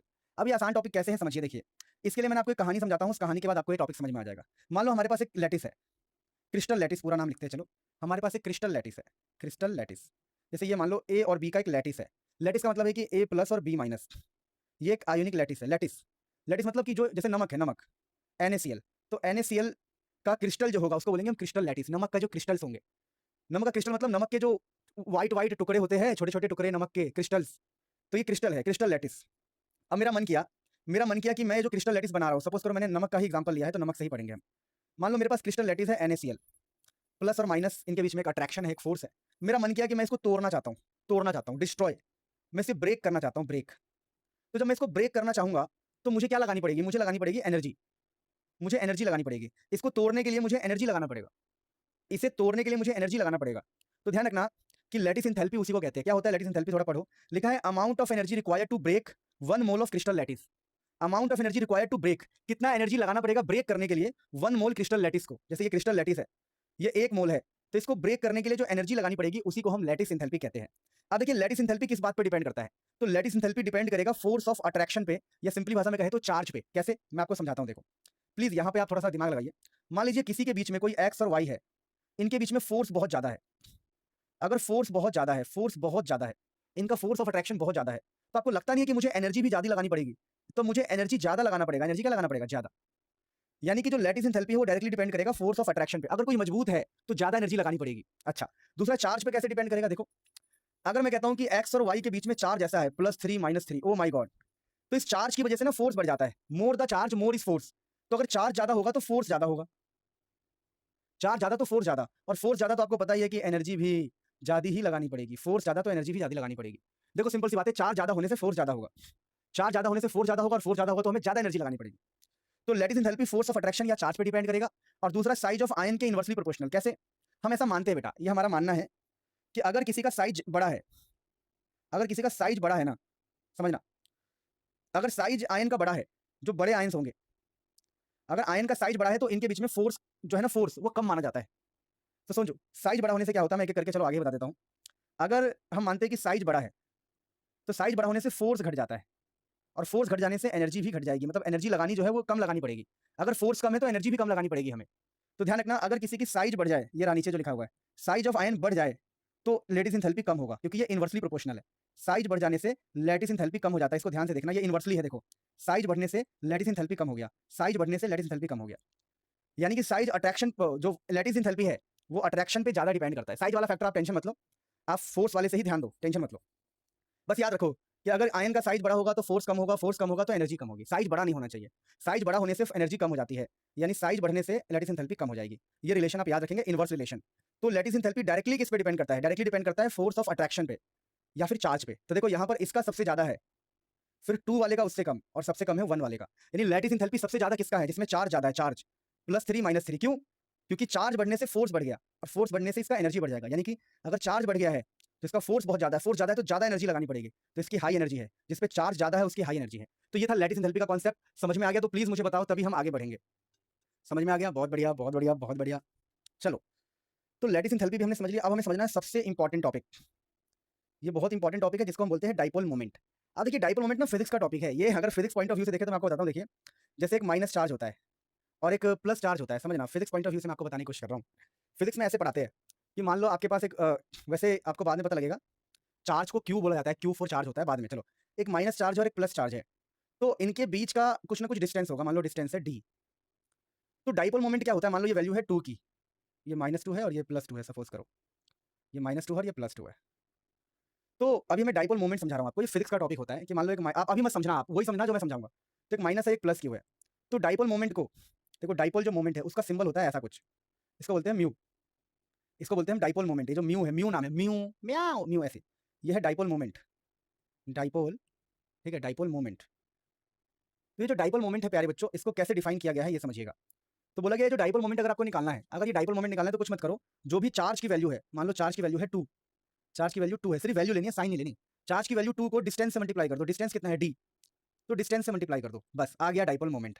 तो डाइपोल मोमेंट क्या होता है? चार्ज इनटू में डिस्टेंस। मतलब ये जो चार्ज है -2 +2, तो आपको माइनस प्लस के चक्कर में नहीं पड़ना, सिर्फ 2 लेना है। 2, कोई भी 2 चार्ज लिया आपने, इन दोनों में से कोई भी एक चार्ज ले लो, 2 ले लिया। अब इनके बीच का जो डिस्टेंस है d है, तो डिस्टेंस से मल्टीप्लाई कर दो। तो फिजिक्स का टॉपिक है, अभी पंगे में मत पड़ो। तो इसको कहते हैं डाइपोल मोमेंट क्या होता है? Either charge distance between charge. Either charge, distance between charge. लेकिन हमारे काम का क्या है वो मैं आपको बताता हूँ। देखिए, symbol for dipole moment is mu, ये सिंबल होता है। और मैं आपको कुछ बातें याद करवा रहा हूँ, बाकी 12th में पढ़ेंगे बढ़िया से। Dipole moment will tell polar और नॉन पोलर। जैसे मैं आपको थोड़ा डिटेल में समझाऊं तो आप बेहतर समझ पाओगे। देखो, जैसे एक मॉलिक्यूल है, जैसे ये CO2 है, ये मॉलिक्यूल है CO2, तो CO2 को ना हम नॉन पोलर कहते हैं, नॉन पोलर। क्योंकि यहां पर हम ऐसा मानते हैं कि प्लस माइनस का कोई अभी चलो रुक जाओ रुक जाओ, और NaCl को, Na प्लस Cl माइनस को हम पोलर कहते हैं, पोलर, है ना? समझ पा रहे हो? इस बात को थोड़ा समझने की कोशिश करना ध्यान से, जो मैं समझा रहा हूँ। यहाँ पर मैं क्या समझा रहा हूँ कि इसको कहते हैं नॉन पोलर, इसको कहते हैं पोलर। तो जो प्लस माइनस वाले होते हैं, प्लस माइनस वाले, उनको हम पोलर कहते हैं, प्लस माइनस वाले को हम पोलर कहते हैं। तो पोलर के अंदर ना डाइपोल मोमेंट जीरो के बराबर नहीं आएगा, डाइपोल मोमेंट की वैल्यू जीरो नहीं होती, कुछ ना कुछ होती है पोलर के अंदर। और नॉन पोलर में डाइपोल मोमेंट की वैल्यू जीरो होती है, ये बात आपको याद रखना पड़ेगा। म्यू मतलब डाइपोल मोमेंट इसका जीरो होता है। तो जो डाइपोल मोमेंट का सिंबल है म्यू, और पोलर के लिए इसकी वैल्यू जीरो कभी नहीं होगी, पर नॉन पोलर के लिए इसकी वैल्यू जीरो होगी। तो डाइपोल मोमेंट हमें बताएगा पोलर और नॉन पोलर के बारे में। डाइपोल मोमेंट पोलर और नॉन पोलर बताएगा। पोलर मतलब कौन प्लस माइनस वाला है, देखो पोलर मतलब कौन प्लस माइनस वाला है। ये वाला लाइन याद कर लो कि NaCl पोलर होता है और इसका जीरो नहीं होता है। CO2 है, मान लो CO2, ये नॉन पोलर है, इसका जीरो होता है। तो नॉन पोलर की जीरो होती है और पोलर की वैल्यू जीरो नहीं होती। अब मैं आपको थोड़ा सा और डिटेल में समझाने की कोशिश करता हूँ बढ़िया से, तभी आप समझ पाओगे कि ये क्या सीन है जीरो नॉन जीरो का। एक मिनट, हाँ सुनो, सब ठीक है, मैं देख रहा था रिकॉर्डिंग थोड़ी रुक गई। अब देखो, यहाँ पर मैंने आपको एक गजब चीज सिखाता हूँ जो आपके काम आएगा। गजब चीज क्या है? सपोज करो कि हमारे पास, सपोज करना, बस सपोज करना कि हमारे पास कुछ ऐसा हो जाए। कैसा हो जाए? कि हमारे पास, किसी ने बोला जी हमारे पास है CCl4। तो इस केस में हम क्या मानते हैं कि कार्बन के साथ 4 क्लोरीन है, कार्बन के साथ 4 क्लोरीन है। अब मैं आपको एक बात बता रहा हूँ, सुनना ध्यान से, बहुत ध्यान से सुनना है आपको ये बात। मैं लाइट भी बंद कर दे रहा हूँ ताकि आपका पूरा फोकस लेक्चर पे हो। कि हम ये मानते हैं कि नेगेटिव पॉजिटिव कब आएगा, तो हम मानते हैं कि जो क्लोरीन है, क्लोरीन जो है इलेक्ट्रॉन को खींचता है, ये आपको समझना है ध्यान से। क्लोरीन इलेक्ट्रॉन को खींचता है तभी नेगेटिव पॉजिटिव आता है। क्लोरीन एक इलेक्ट्रोनेगेटिव एटम होता है, ध्यान रखिएगा। क्लोरीन हो चाहे फ्लोरीन हो, मैं सिखा देता हूँ, ये बात लिख देता हूँ। क्या लिख देता हूँ? देखिए, fluorine, oxygen, nitrogen, chlorine, bromine, iodine.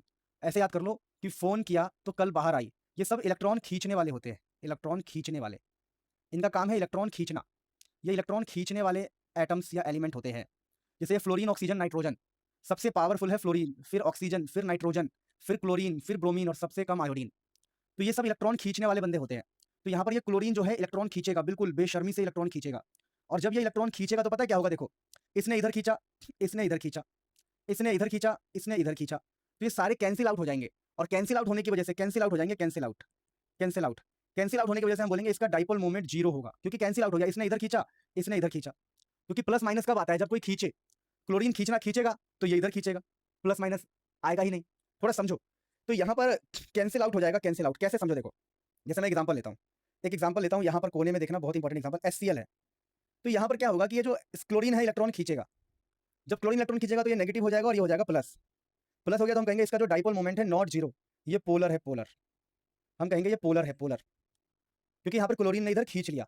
पर यहाँ पर क्या हो रहा है? अगर क्लोरीन खींच रहा है तो इधर भी खींच रहा है, फिर इधर खींच रहा है तो इधर भी खींच रहा है, तो सब आपस में कैंसिल आउट हो जाएंगे। और ऐसा नहीं हो पाएगा। कैसा नहीं हो पाएगा? ऐसा प्लस माइनस नहीं हो पाएगा, ऐसा नहीं हो पाएगा, नहीं हो पाएगा, सब कैंसिल आउट हो जाएगा, मतलब डाइपोल मोमेंट जीरो। जैसे HCl में नॉट जीरो, पोलर है ये, पर यहाँ पर कैंसिल आउट हो गया सारा, और फिर ये होगा नॉन पोलर, नॉन पोलर। वैसे ही अगर मैं एक और एग्जांपल लेता हूँ, मान लो, देखो, अब एक और एग्जांपल, अब देखो ये सारे एग्जांपल मैंने यहाँ पे लिया है, एक करके मैं आपको दिखाता हूँ। सपोज करो हम इसकी बात कर रहे हैं CCl4। तो CCl4 का जीरो होता है, zero dipole moment, zero dipole moment की वैल्यू जीरो होती है, इसकी मैग्नीट्यूड जीरो के बराबर है। वैसे BF3 में भी क्या होता है? देखो, BF3 में क्या है? दो मिलकर नीचे खींच रहे हैं। BF3 का स्ट्रक्चर देख लो, दो मिलकर नीचे खींच रहे हैं और एक ऊपर खींच रहा है, तो ऊपर वाला नीचे वाले के रिजल्ट से कैंसिल हो जाएगा। देखो, अगर ये दो लोग खींच रहे हैं, ये दो लोग खींच रहे हैं, तो इन दोनों का रिजल्टेंट इस तरफ होगा, समझो, इन दो का रिजल्टेंट इस तरफ होगा वेक्टर के रूल के हिसाब से। वेक्टर कहता है, वेक्टर क्या कहता है? सुनना, वेक्टर कहता है अगर दो इधर है तो इनका रिजल्ट इधर आएगा, रिजल्ट।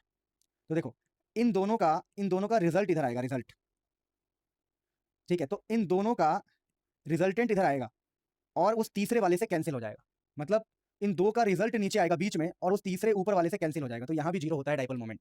अब एग्जाम के लिए ये दोनों इंपॉर्टेंट है क्वेश्चन। अब ये दोनों कैसे इंपॉर्टेंट है इसको समझते हैं ध्यान से। यहाँ पर ये समझना प्यारे बच्चों, बहुत डिटेल में समझना, छोटी सी बात है, कोई बहुत बड़ी बात नहीं है। देखो, यहाँ पर NH3 है, तो मैंने आपको अभी शक्ति बताया था, क्या शक्ति बताया था याद करो? शक्ति में मैंने आपको ये बताया कि भाई साहब, फ्लोरीन, फिर ऑक्सीजन, फिर नाइट्रोजन, फिर क्लोरीन, फिर ब्रोमीन, फिर आयोडीन, ये पावर का हमने आपको ऑर्डर बताया। तो यहाँ पर देखोगे तो नाइट्रोजन की पावर अच्छी खासी है, नाइट्रोजन की पावर अच्छी खासी है। तो यहाँ पर क्या है, जो नाइट्रोजन है इसकी पावर अच्छी है, तो NH3 में क्या होगा, देखो NH3 में ये सभी के सभी ऊपर की तरफ चले जाएंगे, तो ये सेम डायरेक्शन में होंगे। तो ये NH ऊपर, फिर ये NH ऊपर, ये NH ऊपर, पूरा रिजल्ट ऊपर आएगा। तो इसका कैंसिल आउट नहीं हो रहा, इसका कैंसिल आउट नहीं होगा, not equal to zero, not equal to zero, यानी ये पोलर है, ये पोलर है। पर इस वाले में एक प्रॉब्लम है। इसमें क्या प्रॉब्लम है, इसमें दोनों ही पावरफुल बंदे हैं, इसमें दो बाहुबली है, एक फ्लोरीन है तो दूसरा नाइट्रोजन है। देखिए यहाँ पर दो पावरफुल है, इस वाले में ये क्वेश्चन इंपॉर्टेंट है, ध्यान रखना। इसमें ये यहाँ देखना ध्यान से नाइट्रोजन को, तो यहाँ पर नाइट्रोजन भी पावरफुल है और फ्लोरीन भी, आसपास के पावरफुल हो गए ये। देखो नाइट्रोजन और फ्लोरीन दोनों ही पावरफुल है, नाइट्रोजन और फ्लोरीन दोनों ही पावरफुल है। तो देखो नाइट्रोजन चाहेगा ऊपर खींचना, समझना, नाइट्रोजन कहेगा आओ जी ऊपर, फ्लोरीन कहेगा नीचे। तो मान लो ऊपर जो फोर्स लगा वो 10 न्यूटन का फोर्स लगा ऊपर, ऊपर 10 न्यूटन का फोर्स है, तो नीचे लग रहा होगा मान लो 15 न्यूटन का फोर्स। क्यों? क्योंकि फ्लोरीन ज्यादा पावरफुल है एज कंपेयर टू नाइट्रोजन। तो कैंसिल आउट तो यहां भी नहीं होगा, क्योंकि बराबरी वाली बात नहीं है, तो यहां भी कैंसिल आउट नहीं होता है, कैंसिल आउट नहीं होगा, ठीक है, यहां भी कैंसिल आउट नहीं होगा, यहां भी नॉट इक्वल टू जीरो होगा, ध्यान रखना, ये स्पेशल था इसलिए मैंने ऐसा लिख के दिया है।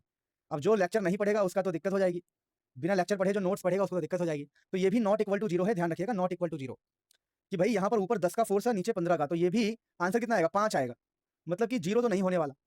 तो हमारा NH3 भी पोलर होता है और NF3 भी, ये भी पोलर होता है, बस इसकी वैल्यू ज्यादा होगी।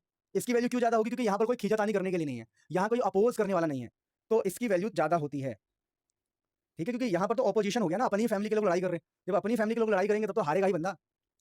तो जीरो यहाँ भी नहीं होता है, क्योंकि एक की पावर ज्यादा है, एक की पावर कम है, तो जीरो यहाँ भी नहीं होता है। क्यों? ऊपर वाले की पावर कम है, नीचे वाले की पावर मान लो ज्यादा है, तो ऊपर 10 नीचे 15, तो बचेगा 5, ऊपर 10 नीचे 15, तो बचेगा, जीरो थोड़ी हो जाएगा, जीरो नहीं होगा, क्योंकि पावर अलग अलग है, सेम पावर होता है जीरो हो जाता है। देखो क्लोरीन में क्या है, क्लोरीन में सेम पावर है, क्लोरीन में सेम पावर है तो जीरो हो गया आंसर, यहाँ भी सेम पावर है तो जीरो हो गया, सारे फ्लोरीन है, यहाँ भी सेम पावर के सभी फ्लोरीन है, पर यहाँ एक नाइट्रोजन है तो दूसरा फ्लोरीन है, यहाँ पावर अलग अलग है, तो पूरी तरह कैंसिल आउट नहीं होगा, यानी यहाँ भी आंसर जीरो नहीं आएगा, ये भी पोलर है। पर NH3 का ज्यादा होगा, लिखा है देखिए, डाइपोल मोमेंट NH3 का ज्यादा होता है एज कंपेयर टू NF3। आप इसको खुद से पढ़ लेना, फिर मैं पढ़ के बता रहा हूं। देखो NH3 में dipole moment due to lone pair on nitrogen and NH bond are in same direction, कह रहा है जो नाइट्रोजन है और नाइट्रोजन का जो पेयर है, नाइट्रोजन और नाइट्रोजन का जो पेयर है, इसको लोन पेयर कहते हैं, ये लोन देने के लिए होता है, मतलब एक्स्ट्रा पड़ा हुआ है, जो एक्स्ट्रा पड़ा होता है उसको लोन पेयर कहते हैं, कि भैया तू लोन दे सकता है, तो ये एक्स्ट्रा पड़ा हुआ है, तो इसकी वजह से ऊपर है, और NH का भी ऊपर है, सेम डायरेक्शन में है, dipole moment due to nitrogen और NH bond in same direction.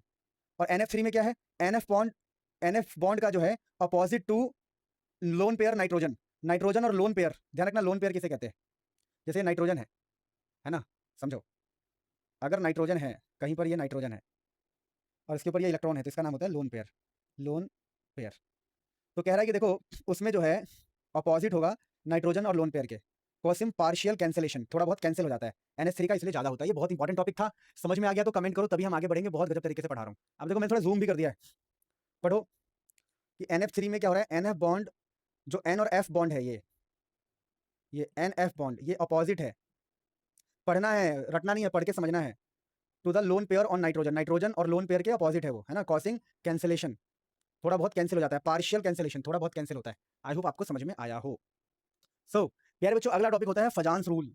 अब ये फजान्स रूल क्या कहता है, फजान्स रूल कहता है, देखिए जी, अगर आपके पास Na और Cl है, ये Cl मतलब क्लोरीन के पास आपको पता है इलेक्ट्रॉन बहुत ज्यादा होता है, इसको बोलते हैं अनायन, अनायन, और Na प्लस को, Cl माइनस है, इसको बोलते हैं कटायन। तो देखिए जो Na प्लस और ये Cl माइनस, ये अनायन है, और अनायन के पास आपको सबको पता होगा इलेक्ट्रॉन ज्यादा होता है, इलेक्ट्रॉन की भीड़ होती है, इलेक्ट्रॉन की क्लाउड, बादल, इलेक्ट्रॉन क्लाउड है ये, क्लोरीन का इलेक्ट्रॉन क्लाउड। तो ये जो प्लस है, प्लस समझिए, ये जो प्लस, इसको हम क्या नाम बोलते थे, इसको बोलते थे हम आयोनिक कंपाउंड, अगर आपको याद हो, आयोनिक बोलते थे, आयोनिक, आयोनिक बॉन्ड या आयोनिक कंपाउंड बोल सकते हो, आयोनिक कंपाउंड इसको बोलते थे हम, आयोनिक बॉन्ड की वजह से, आयोनिक कंपाउंड इसको हम बोलते थे, दोबारा बोल रहा हूँ, थे, इसको हम आयोनिक कंपाउंड बोलते थे। लेकिन अब क्या हो रहा है समझिएगा, अब होता ये है, ये जो Na प्लस है, ये Na प्लस इन इलेक्ट्रॉन्स को अपनी तरफ खींचेगा, इलेक्ट्रॉन्स को अपनी तरफ खींचेगा, खींचेगा, तो ये इलेक्ट्रॉन्स इस तरफ अट्रैक्ट हो जाएंगे, अट्रैक्ट हो जाएंगे, अब ये अट्रैक्ट हो जाएंगे, अच्छा जी, अब ये अट्रैक्ट हो जाएंगे, तो क्या होगा उसको मैं आगे बताता हूँ। तो ऐसा लगेगा कि Na और Cl के बीच में इलेक्ट्रॉन की शेयरिंग है, इलेक्ट्रॉन की शेयरिंग लगेगी, शेयरिंग, और शेयरिंग का मतलब आपको ऐसा लगेगा कि ये कोवैलेंट बॉन्ड है, ये कोवैलेंट बॉन्ड है, कोवैलेंट बॉन्ड ऐसा लगेगा। दोबारा बोल रहा हूँ, दोबारा सुनना ध्यान से, कि होता क्या है, ये जो क्लोरीन है, अनायन है, इसका जो इलेक्ट्रॉन क्लाउड है, ये इलेक्ट्रॉन क्लाउड, इलेक्ट्रॉन का बादल, तो ये जो पॉजिटिव है क्या करता है, इलेक्ट्रॉन क्लाउड को अपनी तरफ खींचने की कोशिश करता है, अब कोशिश करेगा तो इलेक्ट्रॉन इसके आसपास ऐसे दिखाई दे सकते हैं हमें, ऐसा लगेगा कि भाई इलेक्ट्रॉन तो इसकी जेब में आ गए हैं। तो पहले आप इसको आयोनिक कंपाउंड बोल रहे थे, आयोनिक, लेकिन अब ऐसा लगेगा कि यार ये जो इलेक्ट्रॉन है शेयर हो रहा है, शेयर हो रहा है तो कोवेलेंट बॉन्ड, यानी कि इसके पास कोवेलेंट कैरेक्टर आ जाएगा, कोवेलेंट कैरेक्टर आ जाएगा, कोवेलेंट कैरेक्टर आ जाएगा। समझ पा रहे हो? यानी जो बॉन्ड पहले आयोनिक था, अब वो कोवेलेंट कैरेक्टर के साथ ग्रसित है। यही फजान साहब कहना चाहते हैं, पर इनडायरेक्ट तरीके से। मैं आपको समझाता हूं, देखो। ये कहते हैं कि देखिए सबसे पहला टर्म सीखना पड़ेगा, पोलराइजेशन। ये पोलराइजेशन क्या होता है प्यारे बच्चों? डिस्टोर्शन यानी तोड़ना, इसका मतलब है तोड़ना, तोड़ना electron cloud of anion due to cation. ये जो कटायन है, इसकी वजह से अनायन के क्लाउड को तोड़ना, क्लाउड को तोड़ना, क्लाउड इसका टूट जाएगा, इसको बोलते हैं पोलराइजेशन। तोड़ना इलेक्ट्रॉन क्लाउड को, तोड़ना इलेक्ट्रॉन क्लाउड को ड्यू टू कटायन, कटायन मतलब इसकी वजह से। और यही इसकी पोलराइजिंग पावर भी होती है, मतलब कटायन की जो क्षमता है, it is the power of a cation to destroy the electron cloud. कोई आपसे बोले पोलराइजिंग पावर क्या है, तो पोलराइजिंग पावर का मतलब क्या है? इस बंदे की पावर, इस बंदे की पावर, Na+ की पावर की इसको ये तोड़ पाए, ये Na+ की पावर है, उसको बोलेंगे पोलराइजिंग पावर। तो कुल मिला के पोलराइजेशन का मतलब क्या होता है? पोलराइजेशन का मतलब होता है इस क्लाउड को तोड़ना, इस क्लाउड को बिगाड़ना, बिगाड़ना होता है पोलराइजेशन। अब मैं आपसे एक सिंपल बात बोलता हूँ, समझना, यहीं पर लिखता हूँ। अगर मान लो कहीं पर पोलराइजेशन हुआ है, तो क्या आपको लगता नहीं कि पोलराइजेशन की वजह से क्या आ जाएगा? कोवेलेंट कैरेक्टर आ जाएगा, कोवेलेंट। अगर कहीं पर पोलराइजेशन हुआ है, पोलराइजेशन मतलब ये हुआ है डिस्टोर्शन ऑफ इलेक्ट्रॉन क्लाउड, अगर ये काम हुआ है, तो आपको लगता नहीं है इस काम की वजह से क्या होगा? अच्छा, पोलराइजिंग पावर क्या समझ गए ना? कटाइन की पावर होती है, power of cation to destroy, उसको पोलराइजिंग पावर कहेंगे। इस बंदे की पावर को बोलेंगे पोलराइजिंग पावर। और जो ये कर रहा है, ये जो तोड़ रहा है, इसको तोड़ रहा है, इलेक्ट्रॉन के बादल को जो ये तोड़ रहा है, उसको बोलेंगे पोलराइजेशन। तो पोलराइजेशन का मतलब क्या होता है? इलेक्ट्रॉन क्लाउड को तोड़ना। और अगर कोई इलेक्ट्रॉन क्लाउड को तोड़ देगा तो क्या होगा? तो शेयरिंग नजर आएगी, कोवेलेंट बॉन्ड नजर आ सकता है, कोवेलेंट कैरेक्टर नजर आ सकता है किसी को भी। तो पोलराइजेशन की वजह से कोवेलेंट कैरेक्टर आता है, इस चीज की वजह से, इलेक्ट्रॉन क्लाउड के टूटने की वजह से, पोलराइजेशन की वजह से क्या नजर आएगा? ये नजर आएगा। देखो अभी जो प्रोसेस हुआ है, इस प्रोसेस का नाम है पोलराइजेशन। ये पोलराइजेशन है, ये जो प्रोसेस है इसको पोलराइजेशन बोल रहे हैं। तो पोलराइजेशन की वजह से शेयरिंग नजर आएगी, कोवेलेंट कैरेक्टर नजर आएगा, वही आगे लिखा हुआ है। कहाँ लिखा हुआ है? अच्छा, यही यही लिखा हुआ है। समझ में आया? तो ये बात यहाँ पर कहीं लिख लो, क्या लिख लो? ये वाली बात, कि पोलराइजेशन अगर कहीं पर हुआ, मतलब इलेक्ट्रॉन अगर टूट के उधर चले गए या जाते हुए दिखाई दिए, अट्रैक्टेड दिखाई दिए, तो वहां पर कोवेलेंट कैरेक्टर आ सकता है, कोवेलेंट कैरेक्टर। कोवेलेंट कैरेक्टर का मतलब है कि शेयरिंग ऑफ इलेक्ट्रॉन दिखाई देगी, जैसे ये Na और Cl है, तो ऐसे शेयरिंग टाइप की दिखाई देगी। शेयरिंग दिखाई देने का मतलब है कोवेलेंट कैरेक्टर। बोलो ये फजांस रूल समझ में आया? प्लीज मुझे बताओ, फिर हम आगे बढ़ेंगे।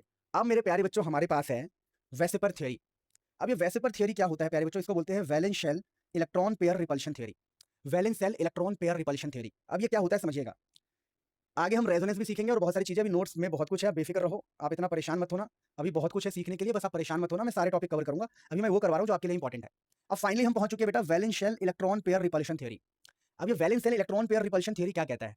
ये कहता है भैया अगर किसी मॉलिक्यूल की शेप की अगर बात करो, कोई भी मॉलिक्यूल है, कोई भी मॉलिक्यूल है, उसकी शेप, उसकी शेप डिसाइड होती है रिपल्शन के हिसाब से, उसकी शेप रिपल्शन के हिसाब से डिसाइड होगी। क्या मतलब है? मैं आपको समझाने की कोशिश करता हूँ, सुनना ध्यान से। जैसे मैं आपको ना एक शेप बना के दिखाता हूँ, पहले आप समझो वेस्पर थ्योरी के बारे में। मान लो H2O है, तो H2O का कौन सा शेप हम मानेंगे? जैसे किसी ने बोला भैया मैं बनाऊंगा ऐसे H2O, आपको पता ही होगा इसके पास ये होते हैं लोन पेयर। देखो कभी भी ऐसे दो इलेक्ट्रॉन दिखाई दे, इसका नाम होता है लोन पेयर, लोन पेयर बोलते हैं इसको। कभी ऐसे इलेक्ट्रॉन दिखाई दे, इसको बोलते हैं बॉन्ड पेयर, क्योंकि एक बॉन्ड में दो इलेक्ट्रॉन होते हैं, बॉन्ड पेयर। ठीक है, ये बात आप ध्यान रखना, ये लोन पेयर होता है, ये बॉन्ड पेयर। तो अब देखो किसी ने कहा जी H2O का शेप ये है, पर इस शेप में एक प्रॉब्लम है। इस शेप में क्या प्रॉब्लम है? इस शेप में ये प्रॉब्लम है कि जो इलेक्ट्रॉन से बहुत पास है, इलेक्ट्रॉन पास है, तो हम बोलेंगे लोन पेयर बहुत पास है, LP। लोन पेयर क्या है? नियर, लोन पेयर नियर है, LP। इसका जो लोन पेयर है, लोन पेयर बहुत पास है। तो जब बेटा इलेक्ट्रॉन मतलब नेगेटिव, जब नेगेटिव पास रखेंगे तो रिपल्शन होगा।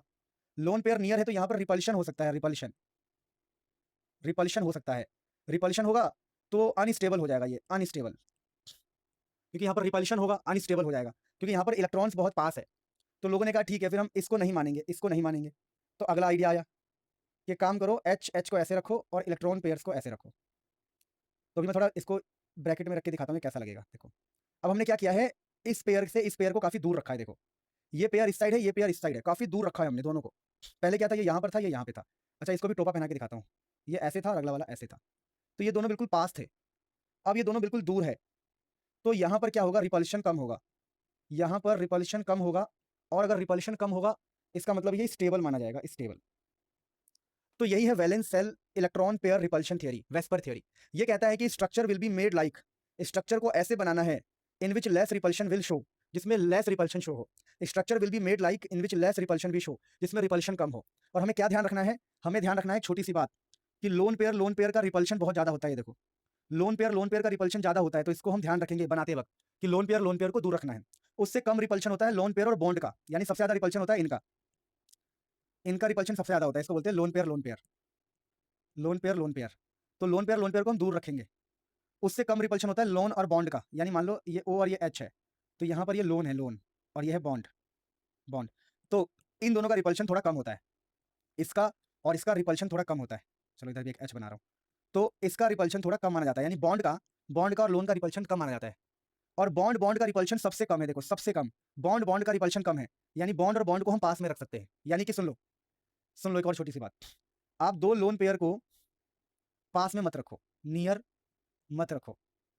एक लोन पेयर और एक बॉन्ड को रख सकते हो थोड़ा बहुत, और एक बॉन्ड को और दूसरे बॉन्ड को आप खुलेआम रख सकते हो, क्योंकि बॉन्ड में रिपल्शन सबसे कम है। यानी लोन को पास में नहीं रखना है, लोन पेयर बॉन्ड पेयर को कंडीशनल है कि हाँ रख सकते हैं, और बॉन्ड को तो रख ही सकते हैं। इसीलिए एक बॉन्ड के बगल में दूसरे बॉन्ड को रखा जा सकता है। ऐसे देखो, एक बॉन्ड के बगल में बॉन्ड पेयर को साथ रख सकते हैं, बॉन्ड को हम साथ में रख सकते हैं।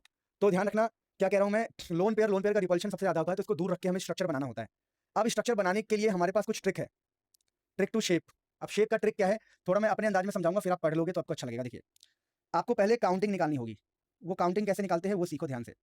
काउंटिंग ऐसे निकालना है, जिसको हम काउंटिंग ऐसे निकालना है। देखो, आपको वैलेंस इलेक्ट्रॉन लिखना है, valence electron of central atom, valence electron of central atom लिखना है, सुनते रहो ध्यान से। तो आपको लिखना है valence electron of central atom plus side में जो भी एटम हो, साइड के एटम्स अपॉन में 2। और ये किसके लिए वैलिड है, ये वैलिड है जिसमें ऑक्सीजन ना हो, compound with no oxygen, oxygen वाले कंपाउंड का अलग केस होता है, ठीक है। तो ये हमारे सारे क्वेश्चन सॉल्व करवा देगा। कंपाउंड विथ नो ऑक्सीजन, ये सभी कंपाउंड के लिए ट्रिक वैलिड होगा जिसके पास ऑक्सीजन ना हो। अभी करवाऊंगा तब समझोगे आप। देखो, सपोज करो किसी ने मुझसे क्वेश्चन बोला, अब सुन लो एक और बात। तो काउंटिंग ऐसे निकालना है, valence electron of central atom plus side atom upon में 2। और सुन लो यहाँ पर एक छोटी सी बात, ये तो काउंटिंग की बात हो गई। अब सुन लो ध्यान से, अगर हमारे काउंटिंग का नंबर, जो हम काउंटिंग निकालेंगे, नंबर 2 आया तो शेप ऐसा बनेगा, बिल्कुल एक लाइन, जिसको हम बोलेंगे लीनियर। काउंटिंग अगर 3 आया तो 3 वाले को ऐसा बोलेंगे, शेप अभी बनाऊंगा समझ जाओगे, ट्रायंगुलर प्लेनर। 4 आया तो ऐसा बनाएंगे, इसको बोलते हैं टेट्राहेड्रल। 5 आया तो ऐसा बनाएंगे, देख लो, ट्रायंगुलर बाई पिरामिडल। और 6 आया तो ऐसा बनाएंगे। क्या है सर, समझ नहीं आया? अभी सब समझ में आएगा, थोड़ा एक बार वेट कर लो, बस हल्का सा वेट कर लो। जैसे मैं एक क्वेश्चन करके दिखाता हूँ आपको शेप के लिए। मान लो मेरे पास किसी ने बोला कि मेरे पास है BCl2, किसी ने बोला BCl2 है, बेरिलियम और 2 क्लोरीन। किसी ने मुझे बोला BeCl2, मुझे बोला बताओ इसका शेप कैसा होगा, valence shell electron pair repulsion theory के हिसाब से। मुझसे किसी ने शेप पूछ लिया, तो मैं देखूंगा बेरिलियम, तो बेरिलियम है मेरा वैलेंस, काउंटिंग निकालने के लिए valence electron of central atom. अब देखना है, तो जो बेरिलियम है मेरा है सेंट्रल एटम, क्योंकि देखो आप लॉजिकली सोचो, अगर मैं इसका रफ डायग्राम बनाऊं, रफ, तो एक तो बेरिलियम है और 2 क्लोरीन है, तो रफ डायग्राम भी अगर आप बनाओगे BeCl2 का, ये BeCl2 है, तो यहां पर ये आपका सेंट्रल एटम होगा, बेरिलियम आपका सेंट्रल एटम होगा, मतलब जो अकेला होता है। सेंट्रल एटम का मतलब कौन है, सेंट्रल एटम वो होता है बेटा, सेंट्रल वो होता है जो अलोन हो, अलोन मतलब अकेला हो।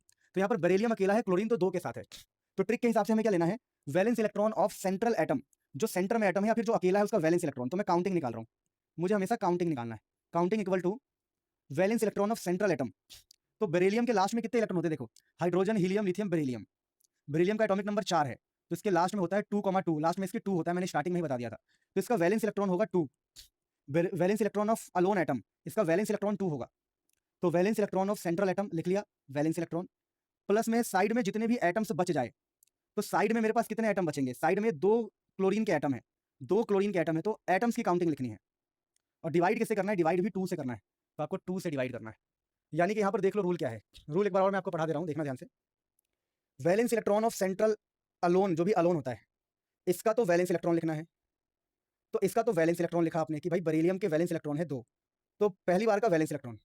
दूसरी बात में साइड में जितने भी एटम हो, तो इस बंदे के साइड में 2 क्लोरीन है, 2 क्लोरीन, और डिवाइड करना है सबको 2 से डिवाइड। तो मेरा काउंटिंग कितना आएगा, काउंटिंग आएगा 4/2, यानी 2 आ गया। आप सुनो ध्यान से, अगर आपका काउंटिंग 2 आ जाए, सुन लो, अगर आपका काउंटिंग 2 आ जाए तो उसका लीनियर होगा, लीनियर शेप।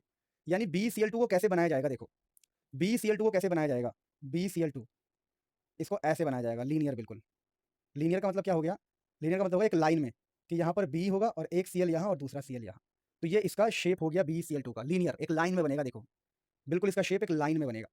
उसी प्रकार से अब हमें अलग अलग क्वेश्चन में ट्राई करके शेप बनाना है। चलो अब अलग अलग क्वेश्चन ट्राई करते हैं एक एक करके। मान लो किसी ने मुझसे बोला कि भाई मेरे पास है PCl5, मुझे PCl5 का बनाना है। तो कैसे, पहले काउंटिंग निकालोगे आप, काउंटिंग कैसे निकालोगे? काउंटिंग निकालने के लिए बहुत सिंपल है। आपके पास है पहला सेंट्रल एटम फोस्फोरस का होगा 285, क्योंकि ये एटॉमिक नंबर 15 होता है। अब इसका 5 होता है वैलेंस इलेक्ट्रॉन, तो सबसे पहले आप वैलेंस इलेक्ट्रॉन लोगे, प्लस साइड के एटम्स लेने हैं, साइड के एटम्स अपॉन में 2 करोगे। तो वैलेंस इलेक्ट्रॉन कितना लिया आपने? वैलेंस है 5, तो वैलेंस इलेक्ट्रॉन 5 है। और साइड में कितने एटम है? क्लोरीन के कितने एटम है? क्लोरीन के हैं 5 एटम, अपॉन में 2। दोबारा बोल रहा हूँ, इसका हम वैलेंस इलेक्ट्रॉन लेते हैं और इस पूरे को काउंट करके सीधा लिख देते हैं कि भाई क्लोरीन 5 है, तो हमने 5 क्लोरीन लिख दिया सीधा, यानी पहले वाले का वैलेंस इलेक्ट्रॉन और बाकी बचे हुए एटम, सीधा एटम लिखते हैं, बचे हुए एटम्स। तो यहाँ से आएगा आंसर 5। अब 5 का क्या हो सकता है देखिए, तो 5 के लिए ये रहा trigonal bi pyramidal, trigonal bi pyramidal. तो 5 के लिए हम कैसे डायग्राम बनाएंगे? तो 5 के लिए हम ऐसे बनाएंगे, सुनना ध्यान से, बहुत ध्यान से। 5 के लिए हम ऐसे बनाएंगे, देखो ट्रायगोनल बाई पिरामिडल। 5 के लिए देखो ऐसा ही डायग्राम है, आप ठीक से देखो, आपको बस याद रखना है कि काउंटिंग 2 आए, 3 आए, 4 आए, 5 आए, 6 आए। 5 के लिए ये है diagram, trigonal bi pyramidal, trigonal bi pyramidal.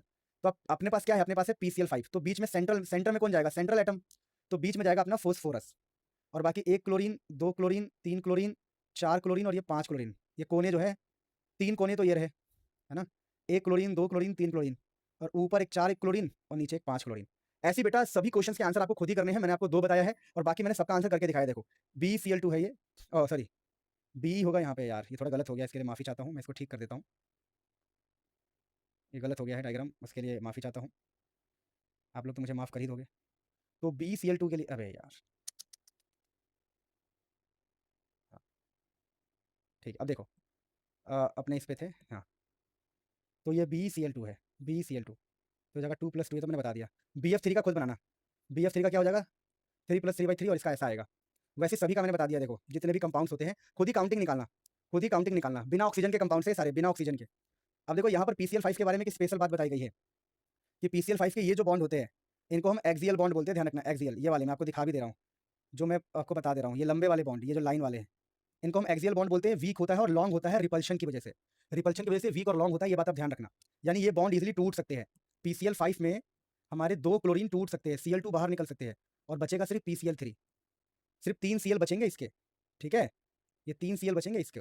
इसको हम इक्विटोरियल बॉन्ड कहते हैं, जो तीनों है इसको इक्विटोरियल बॉन्ड कहते हैं। और जो लंबा वाला है, लंबा वाला, इसको बोलते हैं एक्सियल बॉन्ड। तो एक्सियल बॉन्ड वीक होता है, टूट भी सकता है, यानी कि ये 2 क्लोरीन टूट भी सकता है। PCl5 में 2 क्लोरीन अलग भी हो सकता है और PCl3 अलग हो सकता है, ध्यान रखिएगा। अब ये PCl3 का डायग्राम है, ध्यान रखना, और एनसीईआरटी से एक बार इन सभी डायग्राम को देख लेना प्लीज, रिक्वेस्ट कर रहा हूँ। ये NH3 का है, ये SF4 का है, ये ClF3 का है, टी शेप, इसको शीशो बोलते हैं, ये सब एनसीईआरटी में लिखा हुआ है, आपको स्ट्रक्चर एक बार देखने होंगे। अच्छा एक बार मैं आपको NH3 बना के दिखा दूँ क्या, कि NH3 कैसे बना होगा? चलो दिखाता हूँ। देखो मान लो नाइट्रोजन के लास्ट में है कितने इलेक्ट्रॉन, तो नाइट्रोजन का होता है 7वां, तो ये होता है 2 5, तो 5 होते हैं। नाइट्रोजन का वैलेंस सेल, वैलेंस में 5, और साइड में एटम कितने हैं? सीधा एटम है 3, अपॉन में 2, 4 आ गया। तो 4 का डायग्राम कैसा होना चाहिए? 4 का ऐसा होना चाहिए, आप चेक करना, 4 का ऐसा होना चाहिए। 4 वाला डायग्राम देखो 4 का कैसा होता है, बताया मैंने, ये रहा। 4 का ऐसा होना चाहिए, टेट्राहाइड्रल, तो मैंने 4 का शेप बना दिया, देखो 4 का ऐसा होना चाहिए। तो इसके सेंटर में हम नाइट्रोजन रख देंगे, चलो नाइट्रोजन रख देंगे, 1 बॉन्ड, 2 बॉन्ड, 3 बॉन्ड और ये चौथा बॉन्ड, तो H H H। जैसे कि यहाँ पर सिर्फ NH3 है, NH3 है, तो हमने 3 ही बॉन्ड बनाया है, बाकी ये हमने खुला छोड़ दिया। हमने कहा कि भाई ये ऐसी है, ये खुला छोड़ दिया, मतलब इसके इलेक्ट्रॉन यूज़ नहीं हुए, ये ऐसे ही छोड़ दिया हमने, ऐसे ही। देखो ना कैसे, NH3 का 4 आता है, 4 को हम ऐसे बनाएंगे, 1 2 3 4, NH3 में आया 4। दोबारा सुनो, दोबारा सुनो, ये NH3 का स्ट्रक्चर कैसे बना होगा। तो NH3 को अगर हम देखें, NH3, तो प्यारे बच्चों N को देखना है, N को, अगर N को देखें तो इसके लास्ट में है 5, बगल में है 3, अपॉन में 2, आंसर आएगा 4। 4 का शेप ऐसा होना चाहिए। तो आप नाइट्रोजन को यहाँ डालोगे, 1 हाइड्रोजन, 2 हाइड्रोजन, 3 हाइड्रोजन। अब हमारे पास हाइड्रोजन ही 3 है, तो हम 3 ही हाइड्रोजन लगाएंगे ना, बचे हुए को हम बोल देंगे ये लोन देने के लिए, ये बॉन्ड में नहीं गया, ये लोन देने के लिए, तो ये लोन पेयर है बेटा, जो बचा है लोन पेयर। तो इसी प्रकार से इन सबके डायग्राम आप ध्यान रखिएगा प्लीज। जैसे SF4 है तो 5 बनना चाहिए, पर हमारे पास 4 ही फ्लोरीन है, तो हमने 4 ही लगाया है, दिख रहा है। तो ये चीज़ आप ध्यान रखिएगा प्लीज। बाकी मैंने आपको सबको बता दिया। जीनोन के लास्ट में 8 होता है, तो देखो 8 + 4 अपॉन में 2, 6 आया, तो 6 का स्ट्रक्चर ऐसा बनेगा, 6 का ऐसा बनता है, लेकिन 4 ही फ्लोरीन है तो हमने 4 ही लगाया, 1 2 3 4। तो ये आपको एनसीईआरटी से डायग्राम्स देखने होंगे, बाकी सब तो मैंने आपको करा ही दिया। बाकी आप एनसीईआरटी से देख सकते हो, ट्रिक भी मैंने बता दिया, डायग्राम भी मैंने बता दिया, आपको खुद से प्रैक्टिस करना है। अब देखो खुद से प्रैक्टिस नहीं करोगे तो कोई इलाज नहीं है, इसका कोई इलाज नहीं है, हर चीज़ का इलाज हो सकता है, लेकिन सेल्फ प्रैक्टिस नहीं करोगे तो कोई इलाज नहीं है। समझ में आए तो प्लीज कमेंट करो, फिर आगे बढ़ते। सो अब मेरे प्यारे बच्चों अगला टॉपिक है वैलेंस बॉन्ड थ्योरी। अब ये वैलेंस बॉन्ड थ्योरी क्या होता है समझिएगा।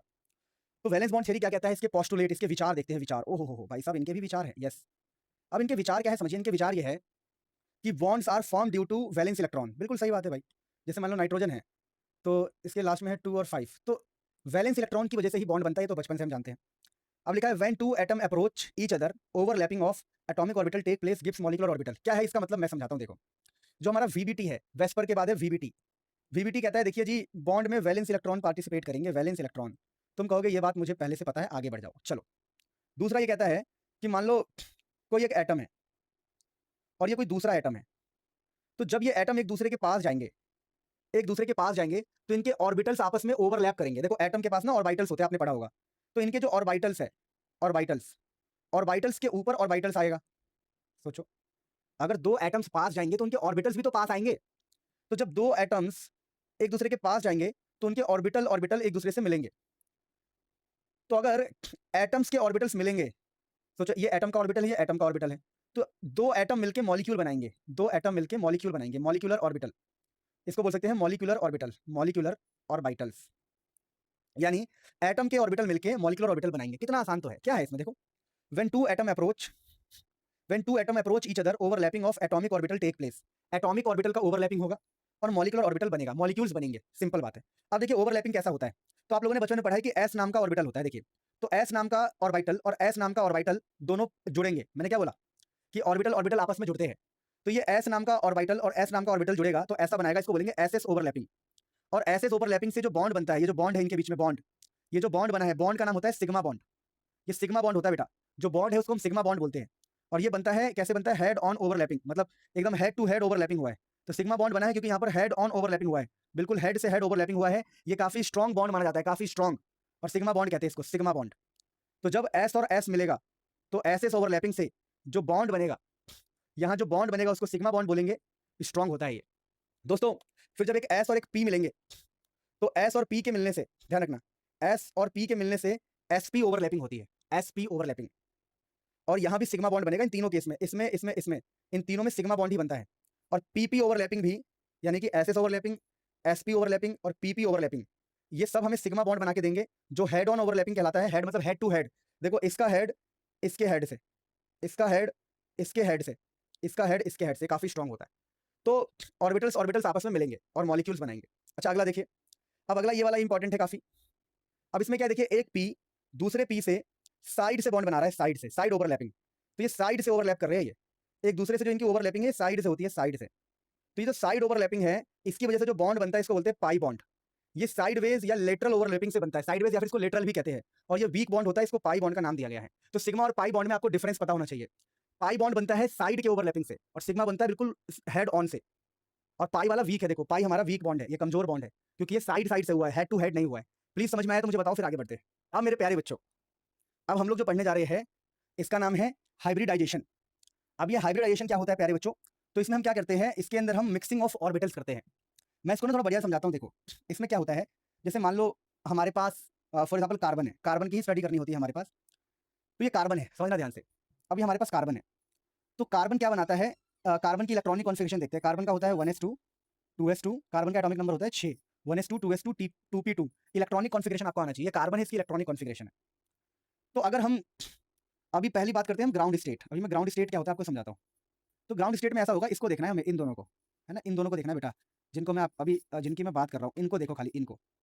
तो यहाँ पर एस में 2 इलेक्ट्रॉन है, S2, और पी के अंदर देखना, पी के अंदर, पी के 3 ऑर्बिटल्स होते हैं। देखो, एस का एक डब्बा होता है और पी के अंदर बेटा 3 डब्बे होते हैं, मैंने पिछले लेक्चर्स में बताया आपको, पिछले मतलब पिछले चैप्टर्स में।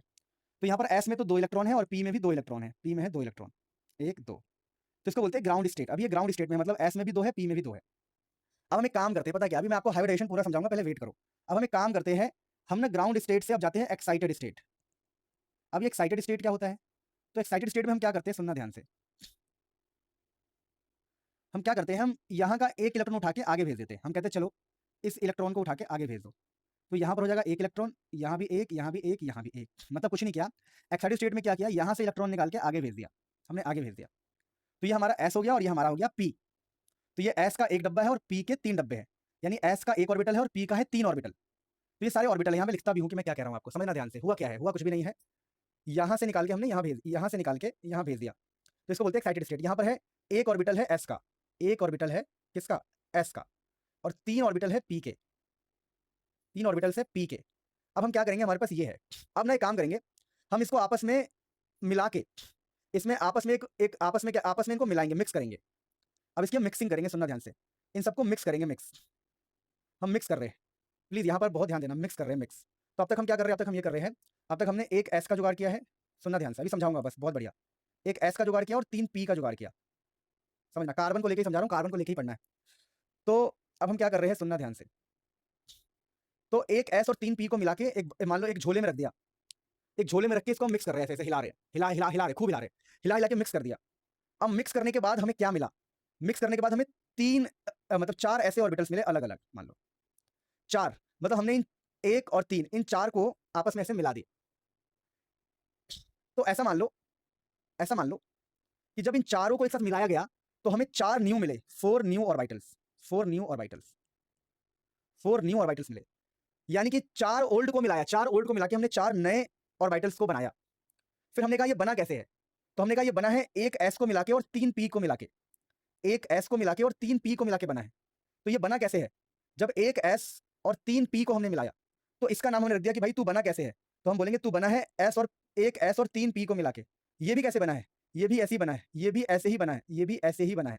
तो ये वाला कैसे बना, एक एस और 3 पी को मिला के। ये कैसे बना, एक एस और 3 पी को मिला के। ये कैसे बना, एक एस और 3 पी को मिला के। ये कैसे बना, एक एस और 3 पी को मिला के। तो इसको बोलते हैं, पता क्या, इसको बोलते हैं कि भैया ये sp3 हाइब्रिडाइजेशन है, हाइब्रिडाइजेशन है, कि भैया एक एस और 3 पी को मिला के बनाया गया है और ये सब एक जैसे है, ये सारे एक जैसे हैं, इक्वल एनर्जीज, इक्वल एनर्जीज है इन सबकी। यानी कि हमने क्या किया है, हमने एक एस मिलाया, 3 पी मिलाया और मिलाने के बाद हमें कुछ नया मिला। अब आप इसकी डेफिनेशन को समझ पाएंगे। तो इसमें क्या होता है, हाइब्रिडाइजेशन में क्या होता है, mixing to produce set of entirely, देखो, mixing to produce, mixing of what, mixing of orbitals, mixing of orbitals, हम यहाँ पर ऑर्बिटल्स का मिक्स करते हैं, mixing of orbitals to produce set of entirely new orbital of equal energy. ये equal लिखा हुआ है, ठीक है, इक्वल एनर्जी, एक नया न्यू ऑर्बिटल्स पैदा करेंगे इक्वल एनर्जी का। अब लिखिए, देखिए क्या लिखा है, the orbital present in valence shell of the atom hybridised. यहाँ पर कुछ कंडीशन है हाइब्रिडाइजेशन की। कंडीशन क्या है, देखो, हमने ये वैलेंस सेल लिए थे, ये 2 हमारा वैलेंस सेल है, हमेशा वैलेंस सेल ही ले सकते हो आप। तो आपको ऑर्बिटल लेने हैं कौन से वाले, वैलेंस सेल के। Orbital undergoing hybridisation should have nearly same energy, orbital undergoing hybridisation, और जिसका हाइब्रिडाइजेशन आप कर रहे हो ना, वो आसपास का ही होना चाहिए, नियरली एनर्जी होनी चाहिए उनकी। यानी कुल मिला के आपको वैलेंस सेल के लेने हैं ये, और आसपास के ऑर्बिटल लेने हैं। तो ये कंडीशन है बेटा हाइब्रिडाइजेशन की, कि orbital present in valence shell में होना चाहिए और वो नियरली होने चाहिए, आसपास की उनकी एनर्जी होनी चाहिए।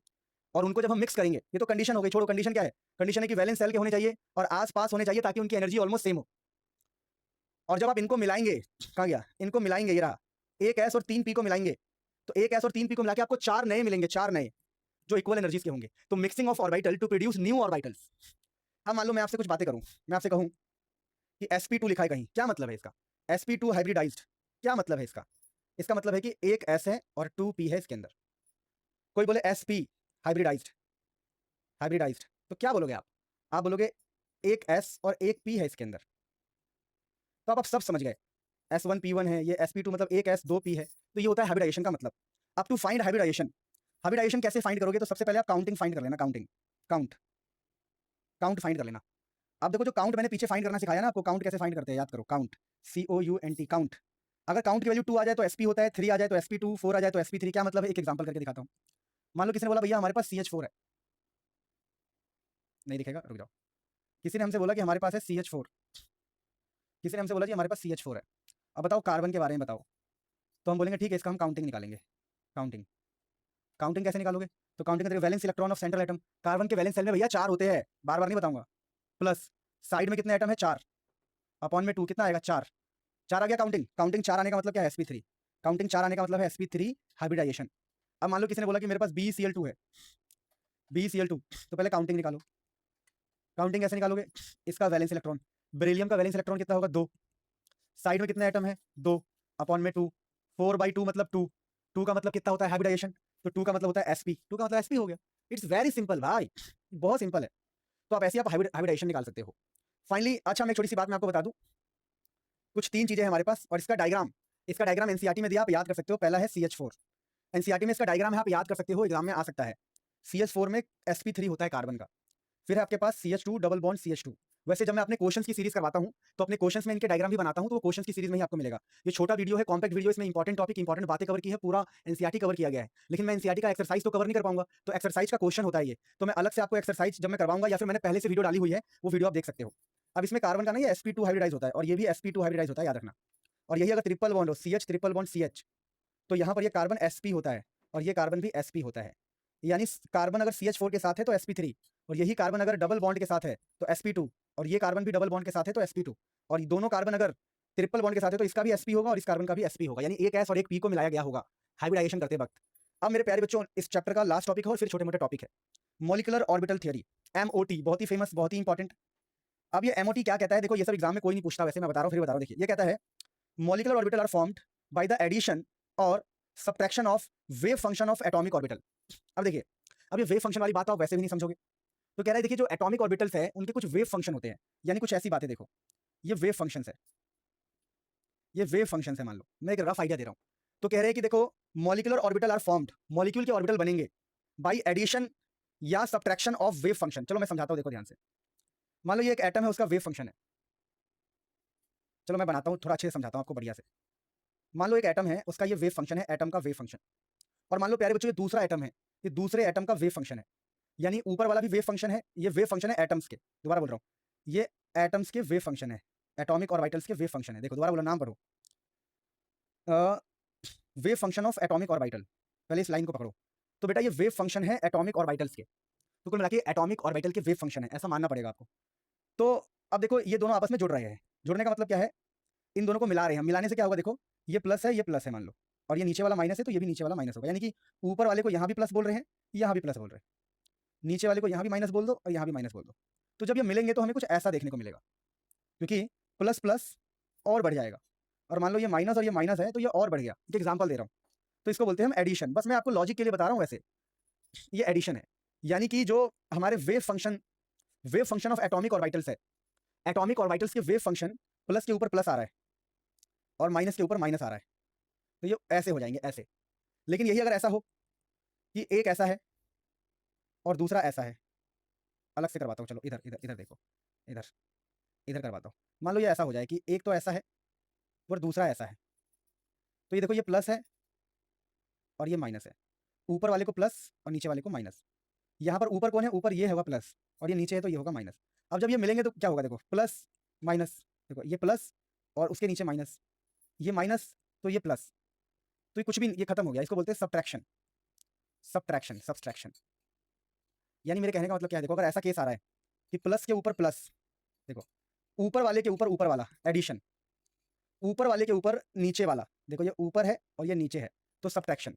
तो कह रहा है देखिए जो मॉलिक्यूल के ऑर्बिटल बनेंगे, यानी जो मॉलिक्यूल बनेगा, molecular orbital are formed by addition और सब्ट्रैक्शन ऑफ वेव फंक्शन। या तो इनका एडिशन हो जाए, यानी कि प्लस के ऊपर प्लस आ जाए, या तो प्लस के ऊपर माइनस हो जाए, तो ये सब्ट्रैक्शन हो जाएगा। तो एडिशन और सब्ट्रैक्शन, तो वैसे बताओ इस एग्जाम में नहीं आएगा फालतू में, तुम मेरा भी खराब कर रहे हो और अपना भी टाइम खराब कर रहे हो। तो molecular orbital are formed by addition और सब्ट्रैक्शन, ठीक है, समझ में आ गया। एडिशन से क्या होगा, देखो अगर एडिशन हुआ है, यानी ऐसा केस है एडिशन, तो एडिशन से बनता है बॉन्डिंग मॉलिक्यूलर ऑर्बिटल।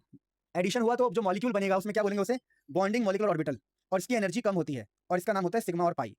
यानी अगर ऐसा हुआ है कि दो चीजें आपस में ऐड हुई है, प्लस के ऊपर प्लस आया है, तो इसका नाम क्या पड़ेगा, नाम पड़ता है bonding molecular orbital, bonding molecular orbital. अगर सब्ट्रैक्शन होगा तो क्या होगा, सब्ट्रैक्शन होगा तो क्या होगा, देखो अगर मान लो कि ऊपर वाला प्लस और इसके नीचे आ गया ये माइनस, अगर प्लस के ऊपर माइनस आ जाए, सब्ट्रैक्शन हो जाए, तो क्या बनेगा, एंटी बॉन्डिंग, उल्टा हो गया, एंटी बॉन्डिंग। इसकी हाई एनर्जी होती है, इसकी हाई एनर्जी होती है एंटी बॉन्डिंग की, इसको सिग्मा स्टार और पाई स्टार बोलते हैं।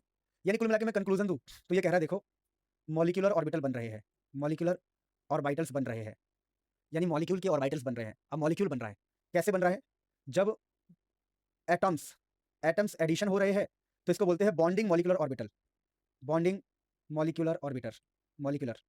अगर ऐसा हो रहा है कि प्लस और माइनस हो रहा है, प्लस माइनस साथ में आ रहे हैं, सब्ट्रैक्शन हो रहा है, तो इसको बोलते हैं एंटी बॉन्डिंग, एंटी बॉन्डिंग। तो एक है बॉन्डिंग मॉलिक्यूलर ऑर्बिटल, एक है एंटी बॉन्डिंग।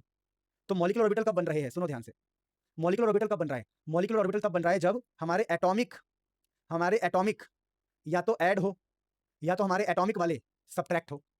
ऐड होंगे तो बॉन्डिंग और माइनस होंगे तो एंटी बॉन्डिंग। यही सब कहानी लिखी है, एक दो बार आप पढ़ोगे तो आपको समझ, ऐसे ऐसे लाइन बार पढ़ना। मॉलिक्यूलर ऑर्बिटल, मॉलिक्यूल का ऑर्बिटल बनेगा या तो एडिशन से या तो सब्ट्रैक्शन से, किसके, wave function of atomic, atomic के वेव फंक्शन से। या तो एटॉमिक का वेव फंक्शन ऐड हो या तो सब्ट्रैक्ट हो। ऐड होंगे तो क्या बनेगा और सब्ट्रैक्शन होगा तो क्या बनेगा। अब प्यारे बच्चों यहाँ पर अब मेन बातें करते हैं ये। अब ये मुझे एक बार एनसीईआरटी से वेरीफाई भी करना होगा कि मैंने सही लिखा है कि नहीं लिखा। मेरे को याद था, मैंने खुद से लिख दिया। अब एक बार मैं एनसीईआरटी देख लेता हूँ, फिर मैं आपके पास लौटता हूँ, क्योंकि देखो मैंने याद से लिखा है ना, और ये इंपॉर्टेंट है काफी ज्यादा। चलो जी, मैंने एनसीईआरटी से वेरीफाई कर लिया। मैंने एनसीईआरटी से वेरीफाई कर लिया और मुझे पता लग गया कि भैया ये बिल्कुल सही है। देखो अभी तुम्हारे सामने ही एनसीईआरटी खोल के मैंने वेरीफाई किया है, क्योंकि देखो याद था। अभी याद भाई, याद पे भरोसा कैसे कर सकते हैं? बच्चों को दे रहे हैं इतनी खतरनाक चीज, तुम्हें याद नहीं होगा 4 जन्म में, मुझे याद था 1 ही जन्म में, पर तुम्हें याद हो जाएगा। देखो लिखा है एनर्जीज ऑफ वेरियस मॉलिक्यूलर। अब देखो मॉलिक्यूलर ऑर्बिटल बन चुका है, और मॉलिक्यूलर ऑर्बिटल कैसे कैसे बने हैं देख लो। अगर एडिशन हुआ है, देख लो, सुन लो, अगर एडिशन हुआ है तो सिग्मा और पाई बनेंगे, और सब्ट्रैक्शन हुआ है तो सिग्मा स्टार और पाई स्टार बनेंगे। यानी जो सिग्मा और पाई है और सिग्मा स्टार पाई है, ये कब हो रहा है देख लो। अगर एडिशन हुआ है तो सिग्मा और पाई, और सब्ट्रैक्शन हुआ है तो सिग्मा स्टार पाई स्टार। तो ये पूरा आपको अच्छे से याद करना पड़ता है, एग्जाम में ये काम आता है। अब ये एनर्जी का ऑर्डर है जो मॉलिक्यूलर ऑर्बिटल्स बने हैं हमारे। ये O2 और F2 के लिए, ध्यान रखना, O2 और F2 के लिए, कि जब डाई ऑक्सीजन मॉलिक्यूल बना होगा, डाई ऑक्सीजन मॉलिक्यूल, और ये 2 फ्लोरीन है, तो पहला कैसा है, एडिशन से बना होगा, और स्टार वाला एंटी बॉन्डिंग है। देखो ये वाला हमारा है bonding, anti bonding, bonding, anti bonding, bonding, bonding, bonding, anti bonding, anti bonding, और ये एंटी बॉन्डिंग। सर समझ नहीं आया? अरे यार अभी तो बताया, देखो अभी तो बताया। देखो जब आपका बॉन्डिंग होगा तो सिग्मा और पाई बोलोगे, और एंटी बॉन्डिंग में आप बोलोगे सिग्मा स्टार और पाई स्टार, है ना। तो एंटी बॉन्डिंग मतलब कि प्लस के ऊपर माइनस, सब्ट्रैक्शन हो जाए तो anti bonding sigma star pi star, और बॉन्डिंग वाले को सिंपल सिग्मा पाई। तो ये आपको एनर्जी का ऑर्डर याद रखना पड़ता है। O2 और F2 के लिए ये बहुत काम आता है, और ऐसे ही आपको याद रखना पड़ेगा किसके लिए, B2 C2 N2 सबके लिए, बाकी सबके लिए ये होता है, एक्सेट्रा के लिए। ये पूरा याद रखना पड़ेगा। ये हम करेंगे कैसे, यूज कैसे करेंगे? तो यूज कैसे करेंगे उसके लिए कुछ बातें मैं आपको बता रहा हूँ। पहले एक बात ध्यान रखना, कहीं पर अनपेयर्ड इलेक्ट्रॉन हो तो पैरामैग्नेटिक बोलते हैं, और पेयर्ड इलेक्ट्रॉन हो तो डाईमैग्नेटिक बोलते हैं। फॉर एग्जाम्पल मैंने कह दिया कि जी मैं किसी के लिए कर रहा हूँ, जैसे O2 की बात करते हैं, ऑक्सीजन। O2 के अंदर कितने इलेक्ट्रॉन होंगे, 8 + 8, क्योंकि ये 16 इलेक्ट्रॉन है इसके पास, 16 16 16। O2 के अंदर होंगे 16 इलेक्ट्रॉन, सॉरी, एक ऑक्सीजन के अंदर होता है 8, एक ऑक्सीजन में 8, तो 2 ऑक्सीजन है, ये दो में होंगे 16। एक ऑक्सीजन का एटॉमिक नंबर 8, 2 ऑक्सीजन का 16 इलेक्ट्रॉन। तो 16 इलेक्ट्रॉन कैसे भरना है ये देख लो, इलेक्ट्रॉन कैसे भरते हैं ये देख लो एक बार, कैसे भरते हैं देख लो। 16 इलेक्ट्रॉन भरने हैं हमें, 16 इलेक्ट्रॉन टोटल भरने हैं। अभी मैं समझा रहा हूँ क्या है, देखो पहले सुनो। तो 2 2 4 2 6 2 8 2 10। अब यहाँ पर इक्वल का साइन है, देखो इक्वल का साइन, तो आप 2 सब में भर सकते हो, 2 2 4 2 6 2 8 2 10। अब यहाँ इक्वल का साइन है, इक्वल के साइन में ऐसे भरोगे, 11 12 13, फिर ये 14। समझ पाए? तो देखो 2 4 6 8 10, 10 भरने के बाद 11 12, फिर 13वां, और ये फिर 14वां। यानी सब में हम टोटल 2 भर सकते हैं, लेकिन इक्वल वाले साइन में एक एक करके भरना है, एक एक करके भरना है। दोबारा देखो, तो 2 4 6 8 10, 10 के बाद ये 11वां 12, फिर एक और ऐड करेंगे, एक और ऐड करेंगे तो ये 13, और एक और इसमें तो ये 14। दोबारा देख लो, 2 4 6 8 10, 10 के बाद 11 12, फिर ये 13 और ये 14, 14 के बाद यहाँ पर भी आ गए, तो यहाँ इक्वल का साइन है, इक्वल का साइन है 14 14, यानी ये 15 और ये 16। इक्वल के साइन में एक एक करके भरना होता है। मैक्सिमम आप 2 भर सकते हो, मैक्सिमम 2 भर सकते हो, पर आपको एक एक करके भरना है। 2 4 6 8 10, फिर 11 12, फिर ये 13वां और ये 14वां, फिर 15 16। अब देखो यहाँ पर अनपेयर्ड इलेक्ट्रॉन हो जाए कभी, अनपेयर्ड, तो पैरामैग्नेटिक बिहेवियर होता है। पैरामैग्नेटिक आप 12th में पढ़ोगे। कहाँ पहुंच गए, रुक जाओ रुक जाओ रुक जाओ रुक जाओ। हाँ, तो यही मैं कह रहा था, सुनो। अनपेयर्ड इलेक्ट्रॉन हो तो पैरामैग्नेटिक होता है, यानी हमारा जो डाई ऑक्सीजन है, डाई ऑक्सीजन, ये पैरामैग्नेटिक है, पैरामैग्नेटिक। ठीक है, तो ये चीजें आप ध्यान रखेंगे बढ़िया से। और यही आप नाइट्रोजन के लिए करेंगे तो कैसे करेंगे वो करके देखना। आप नाइट्रोजन में कितना होता है, चलो नाइट्रोजन का करते हैं। N2 में कितना होता है, 14 इलेक्ट्रॉन होता है। 2 नाइट्रोजन में 14 होगा, एक नाइट्रोजन का 7 होता है एटॉमिक नंबर। तो 14 इलेक्ट्रॉन कैसे भरोगे, देखो 14 कैसे भरोगे, ऐसे भरोगे, 2 4 6 8 10 11 12, फिर ये 13वां। तो दोबारा देख लो, हाँ, तो 2 4 6 8 10, 10 के बाद 11 12 13 14। अब इसके पास अनपेयर्ड नहीं है, सारे पेयर्ड है। पेयर्ड, पेयर्ड मतलब जुड़वा है। अगर सारे जुड़े हुए हैं, देखो ये जुड़ा हुआ है, ये भी जुड़ा हुआ है, ये भी जुड़ा हुआ है, तो ये डायामैग्नेटिक होगा। तो जो N2 है वो डायामैग्नेटिक होता है। तो जिसके पास जुड़ा हुआ ना हो, पैरामैग्नेटिक जुड़ गया तो डायामैग्नेटिक। क्या बात है सर। अब देखो यहाँ पर ये हम लोगों ने सीखा। अब एक बॉन्ड ऑर्डर समझते हैं, ये बहुत इंपॉर्टेंट है। बॉन्ड ऑर्डर क्या होता है समझाते। तो बॉन्ड ऑर्डर कैसे निकालते हैं, देखो 1/2 बॉन्डिंग वाले इलेक्ट्रॉन, और ये A मतलब एंटी बॉन्डिंग वाले। बॉन्डिंग कौन से होते हैं, ये बॉन्डिंग कौन से होते हैं मैं आपको बता रहा हूँ, सुनो। बॉन्डिंग होते हैं सिग्मा और पाई वाले, और ये एंटी बॉन्डिंग कौन से होते हैं, सिग्मा स्टार और पाई स्टार वाले। यानी कि हमें बॉन्ड ऑर्डर निकालना आना चाहिए। तो बॉन्ड ऑर्डर का फॉर्मूला होता है 1/2 सिग्मा पाई के electron, electron of bonding, minus Na मतलब इलेक्ट्रॉन ऑफ एंटी बॉन्डिंग। एक क्वेश्चन करके दिखाता हूँ तो आप समझ जाओगे, और ये सब भी अपने आप समझ जाओगे। जैसे मान लो मैं एक क्वेश्चन करके दिखाता हूँ आपको, किसका करके दिखाऊं, चलो मैं इस वाले में करके दिखाता हूँ, छोटा सा। सपोज करो मैं आपको करके दिखाता हूँ H2 का। H2 मतलब हाइड्रोजन गैस। मैं H2 का करके दिखाता हूँ, चलो H2। अब एक बात ध्यान रखना, जैसे ये वाला जो है ये O2 और F2 के लिए ही है ऊपर वाला, और बाकी सबके लिए हमें ये नीचे वाला यूज करना है, बाकी सबके लिए। तो मुझे H2 के लिए यूज करना है, तो एक हाइड्रोजन में होता है एक, तो दो हाइड्रोजन में होगा दो इलेक्ट्रॉन, तो ये दो इलेक्ट्रॉन हो गए। तो दो मतलब सिर्फ हो गया 1s2, दो इलेक्ट्रॉन तो यही खत्म हो गया 1s2। अब मुझे निकालना है यहाँ पर बॉन्ड ऑर्डर। तो बॉन्ड ऑर्डर क्या होता है, वो होता है 1/2 number of bonding minus number of anti bonding. तो यहाँ पर बॉन्ड ऑर्डर क्या आएगा देखते हैं, 1/2 नंबर ऑफ बॉन्डिंग। बॉन्डिंग मतलब क्या होता है, बॉन्डिंग मतलब होता है सिग्मा और सिंपल पाई वाले, और एंटी बॉन्डिंग होता है सिग्मा स्टार और पाई स्टार वाले। तो नंबर ऑफ इलेक्ट्रॉन बॉन्डिंग में, तो बॉन्डिंग में सिर्फ 2 है, बॉन्डिंग में यहाँ पे 2 है क्योंकि हम हाइड्रोजन के लिए पढ़ रहे हैं, तो हम बोलेंगे ठीक है जी। और एंटी बॉन्डिंग में 0 है, स्टार वाले में कुछ है ही नहीं, यहाँ पर स्टार वाले में कुछ भी नहीं है।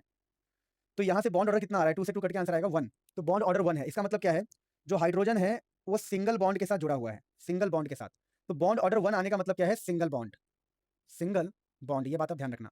बॉन्ड ऑर्डर 1 आने का मतलब है कि वो सिंगल बॉन्ड है ना। तो बॉन्ड ऑर्डर 1 आने का मतलब है सिंगल बॉन्ड, ये बात आप ध्यान रखना। ये सब आपको दिख भी रहा है कि नहीं दिख रहा है, आई होप सब दिख रहा है, कोई दिक्कत वाली बात नहीं है। तो इस प्रकार से प्यारे बच्चों कोई भी क्वेश्चन हम इजीली सॉल्व कर सकते हैं। चलो एक बार हम हीलियम 2 के लिए देखते हैं करके, क्या हीलियम 2 एग्जिस्ट करे। अब देखो इसे हटाओ, अब हीलियम के लिए करके देखते हैं, अपने आप समझ में आएगा क्या है ये। हीलियम 2 के लिए करके देखते हैं। तो हीलियम 2, एक हीलियम में 4 इलेक्ट्रॉन, दो में हो जाएंगे 8 इलेक्ट्रॉन, 8 इलेक्ट्रॉन्स। हाइड्रोजन हीलियम, नहीं हीलियम में तो दो ही होता है, गलत हो गया ये तो। एक हीलियम में हाइड्रोजन हीलियम, तो एक हीलियम हाइड्रोजन फिर हीलियम, हीलियम में दो होता है। एक हीलियम में सुनना, एक हीलियम में होता है 2 इलेक्ट्रॉन, तो हीलियम 2 का मतलब हो गया 2 2 4 इलेक्ट्रॉन। 4 है तो बाकी सबके लिए ये, बाकी सबके लिए यही इस्तेमाल होता है, आपको पता है मैंने बताया था। ऊपर वाला सिर्फ O2 F2 के लिए है, तो 4 इलेक्ट्रॉन का मतलब 2 यहाँ पर 2 यहाँ पे, 2 2 यहाँ पे हम भर देंगे। 4 का मतलब यही तो हो गया कि 2 यहाँ आएगा और 2 यहाँ आएगा। तो इस बार क्या है, इस बार अगर हम बॉन्ड ऑर्डर निकाले, अबे 4 इलेक्ट्रॉन भरने थे तो 2 2 ही तो भरोगे इसमें, 2 यहाँ 2 यहाँ। अगर बॉन्ड ऑर्डर निकालेंगे तो 1/2 number of bonding minus number of anti bonding, number of bonding minus number of anti bonding. तो 1/2 दोनों में ही 2 - 2 हो जाएगा 0। यानी कि हीलियम और हीलियम के बीच में कोई बॉन्ड नहीं होता, इसके बीच में कोई बॉन्ड नहीं होता, हीलियम हीलियम के बीच में कोई बॉन्ड नहीं होता है। देखो क्योंकि यहाँ पर सिंपल भी 2 है और स्टार वाला भी 2 है, तो 2 - 2 0 आ जाएगा, यानी कि हीलियम एग्जिस्ट नहीं करेगा। सुन लो, यही यहाँ पे लिखा हुआ था सब चीजें। देखो कि अगर आपका नंबर ऑफ बॉन्डिंग ज्यादा हो, जैसे हाइड्रोजन के केस में आया था, हाइड्रोजन में बॉन्डिंग वाला ज्यादा था, तो वो स्टेबल कंपाउंड होता है, एग्जिस्ट करता है, ठीक है। अगर दोनों बराबर हो जाए तो अनस्टेबल होता है, डज नॉट एग्जिस्ट। एनबी और Na बराबर हो जाए, देखिए इस केस में क्या है, देखो हाइड्रोजन में क्या था, हाइड्रोजन में क्या था, हाइड्रोजन में सिर्फ बॉन्डिंग वाला था, सिग्मा सिग्मा 1s2 था, है ना। इसमें सिर्फ बॉन्डिंग में 2 था, तो बॉन्डिंग वाला अगर ज्यादा है तो स्टेबल होगा, एग्जिस्ट करेगा। अगर बराबर हो जाए तो, अगर बॉन्डिंग वाला एंटी बॉन्डिंग बराबर हो जाए, अनस्टेबल, डज नॉट एग्जिस्ट। इसीलिए हीलियम के बीच में, हीलियम के बीच में 0 बॉन्ड आ रहा है, इस 0 का मतलब है 0 बॉन्ड। हीलियम का, दो हीलियम के बीच में 0 बॉन्ड होता है, यानी हीलियम एग्जिस्ट ही नहीं करता, हीलियम 2 एग्जिस्ट नहीं करता, ऐसे हीलियम 2 एग्जिस्ट नहीं करता, हीलियम डाई फॉर्म में एग्जिस्ट नहीं करता है, 0 बॉन्ड का ये मतलब है। और ध्यान रखना, अगर एंटी बॉन्डिंग वाले का नंबर भी ज्यादा हो जाए तो अनस्टेबल होगा और डज नॉट एग्जिस्ट करेगा।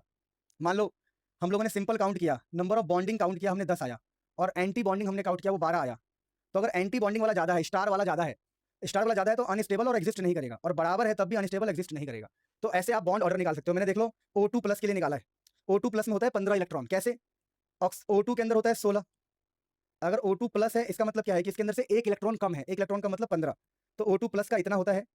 O2- में माइनस मतलब एक्स्ट्रा इलेक्ट्रॉन 17 होंगे, उसका भी आप निकाल सकते हो। कैसे करना होता है, कुछ नहीं, अब मान लो मेरे पास 15 इलेक्ट्रॉन है, चलो एक बार हम उसका करते हैं O2+ का। तो ये मैंने आपको करना सिखाया, हीलियम का कैसे करेंगे या हाइड्रोजन का कैसे करेंगे, बॉन्ड ऑर्डर कैसे निकालते हैं, ये रहा बॉन्ड ऑर्डर का फॉर्मूला, है ना। ये सब मैंने आपको बताया, बढ़िया से बताया। अब मान लो किसी ने मुझे बोला कि भाई तुम्हें O2+ का निकालना है, तो भैया नॉर्मल ऑक्सीजन में होते हैं 16 इलेक्ट्रॉन, O2 में 15 इलेक्ट्रॉन, प्लस में, प्लस का मतलब 15, तो 15 कैसे भरूंगा, देखो 2 4 6 8 10 11 11 12 13 14 और ये 15, 15 इलेक्ट्रॉन। अब मुझे कुछ नहीं करना, मुझे मान लो बॉन्ड ऑर्डर निकालना है, बॉन्ड ऑर्डर। तो 1/2 बॉन्डिंग काउंट करो, तो ये 2, देखो बॉन्डिंग मतलब बिना स्टार वाले, तो ये 2 है, ये 2 4 6 7 8 9 10, बिना स्टार वाले 10 हो गए, माइनस, अब स्टार वाले, ये स्टार वाला 2 है 2, ये स्टार वाला 2 है 4, और स्टार वाला 1 है ना, ये पाई स्टार 1 है, यानी 4 और 1 5, तो 5/2 ऑटोमेटिक क्या आ जाएगा, 2.5 आ जाएगा। यानी बॉन्ड ऑर्डर निकालना बड़ा आसान है, पहले आप टोटल इलेक्ट्रॉन पता कर लो, आपको कुछ नहीं करना, आपको बॉन्ड ऑर्डर निकालने के लिए कुछ नहीं करना, आप टोटल इलेक्ट्रॉन निकालो फिर निकाल लो, ऐसे आप किसी भी क्वेश्चन का कर सकते हो। आपको बस ये पता होना चाहिए कि इलेक्ट्रॉन कैसे भरना है, O2 और F2 के लिए ये वाला फॉर्मूला यूज करना है, और बाकी सबके लिए ये वाला फॉर्मूला यूज करना है। और बॉन्ड ऑर्डर निकाल सकते हो। बॉन्ड ऑर्डर निकाल के आप चेक कर सकते हो कौन, अगर एन भी ज्यादा है, मतलब बिना स्टार वाले ज्यादा है तो एग्जिस्ट करेगा वो, और स्टार वाला ज्यादा है तो एग्जिस्ट नहीं करेगा। तो ये बात आप ध्यान रखना। तो ऐसे आप कोई भी क्वेश्चन कर सकते हो। और मॉलिक्यूलर ऑर्बिटल के डायग्राम्स है जो एग्जाम में नहीं आते हैं, पर मैंने एमओटी डायग्राम को ऑलरेडी यूट्यूब पर डाल रखा है, एमओटी डायग्राम्स, वरना आपको याद करना पड़ेगा, वरना मैंने इसकी ट्रिक बना रखी है। एमओटी डायग्राम की ट्रिक यूट्यूब पर डली, आप देखना चाहो तो देख सकते हो। जनरली एग्जाम में पूछा नहीं जाता है, वो किताब में डायग्राम है, वो याद करने पड़ते हैं। आप प्यारे बच्चों अपने पास एक छोटी सी बात है, ध्यान रखना कि अगर किसी का बॉन्ड ऑर्डर ज्यादा आएगा, बॉन्ड ऑर्डर ज्यादा आएगा, तो ऐसा मानना कि वो स्ट्रांग होगा। बॉन्ड ऑर्डर अगर ज्यादा है, बॉन्ड ऑर्डर अगर मोर है, तो वो स्ट्रांग बॉन्ड माना जाता है। स्ट्रांग बॉन्ड भी माना जाता है और स्टेबल भी माना जाता है, स्टेबल भी।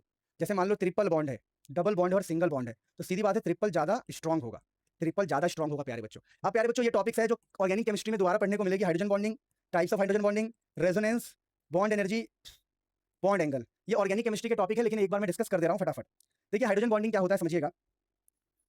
अब देखिए ध्यान से, यहाँ पर क्या होता है कि कहीं पर अगर एक हाइड्रोजन है और उसको ऑक्सीजन दिख गया, या उसको नाइट्रोजन दिख जाए, या इसको फ्लोरीन दिख जाए, तो ये इनसे जाके बॉन्ड बनाने की कोशिश करता है, इनसे जाके बॉन्ड बनाने की कोशिश करता है। इसी को हम हाइड्रोजन बॉन्डिंग कहते हैं। Hydrogen bonding is the attractive force between hydrogen and fluorine oxygen nitrogen. ठीक है, इसके आगे मैंने एक्स्ट्रा लिख दिया था, फिर बाद में इसको हटा दिया था, तो इस एक्स्ट्रा वाले पार्ट को हटा दो, क्योंकि ऑर्गेनिक केमिस्ट्री में आपको दोबारा भी पढ़ने को मिलेगा। वो एक्स्ट्रा पार्ट अगले पेज पे लिखा है मैंने। तो हाइड्रोजन बॉन्डिंग कुछ नहीं होता, hydrogen bond is attractive force, यानी हाइड्रोजन और ऑक्सीजन के बीच में फोर्स पैदा होगा अट्रैक्शन का। हाइड्रोजन नाइट्रोजन के बीच में भी हो सकता है, हाइड्रोजन फ्लोरीन के बीच में भी हो सकता है। Hydrogen bonding is the attractive force between hydrogen atom and highly electronegative atom, जैसे fluorine oxygen nitrogen.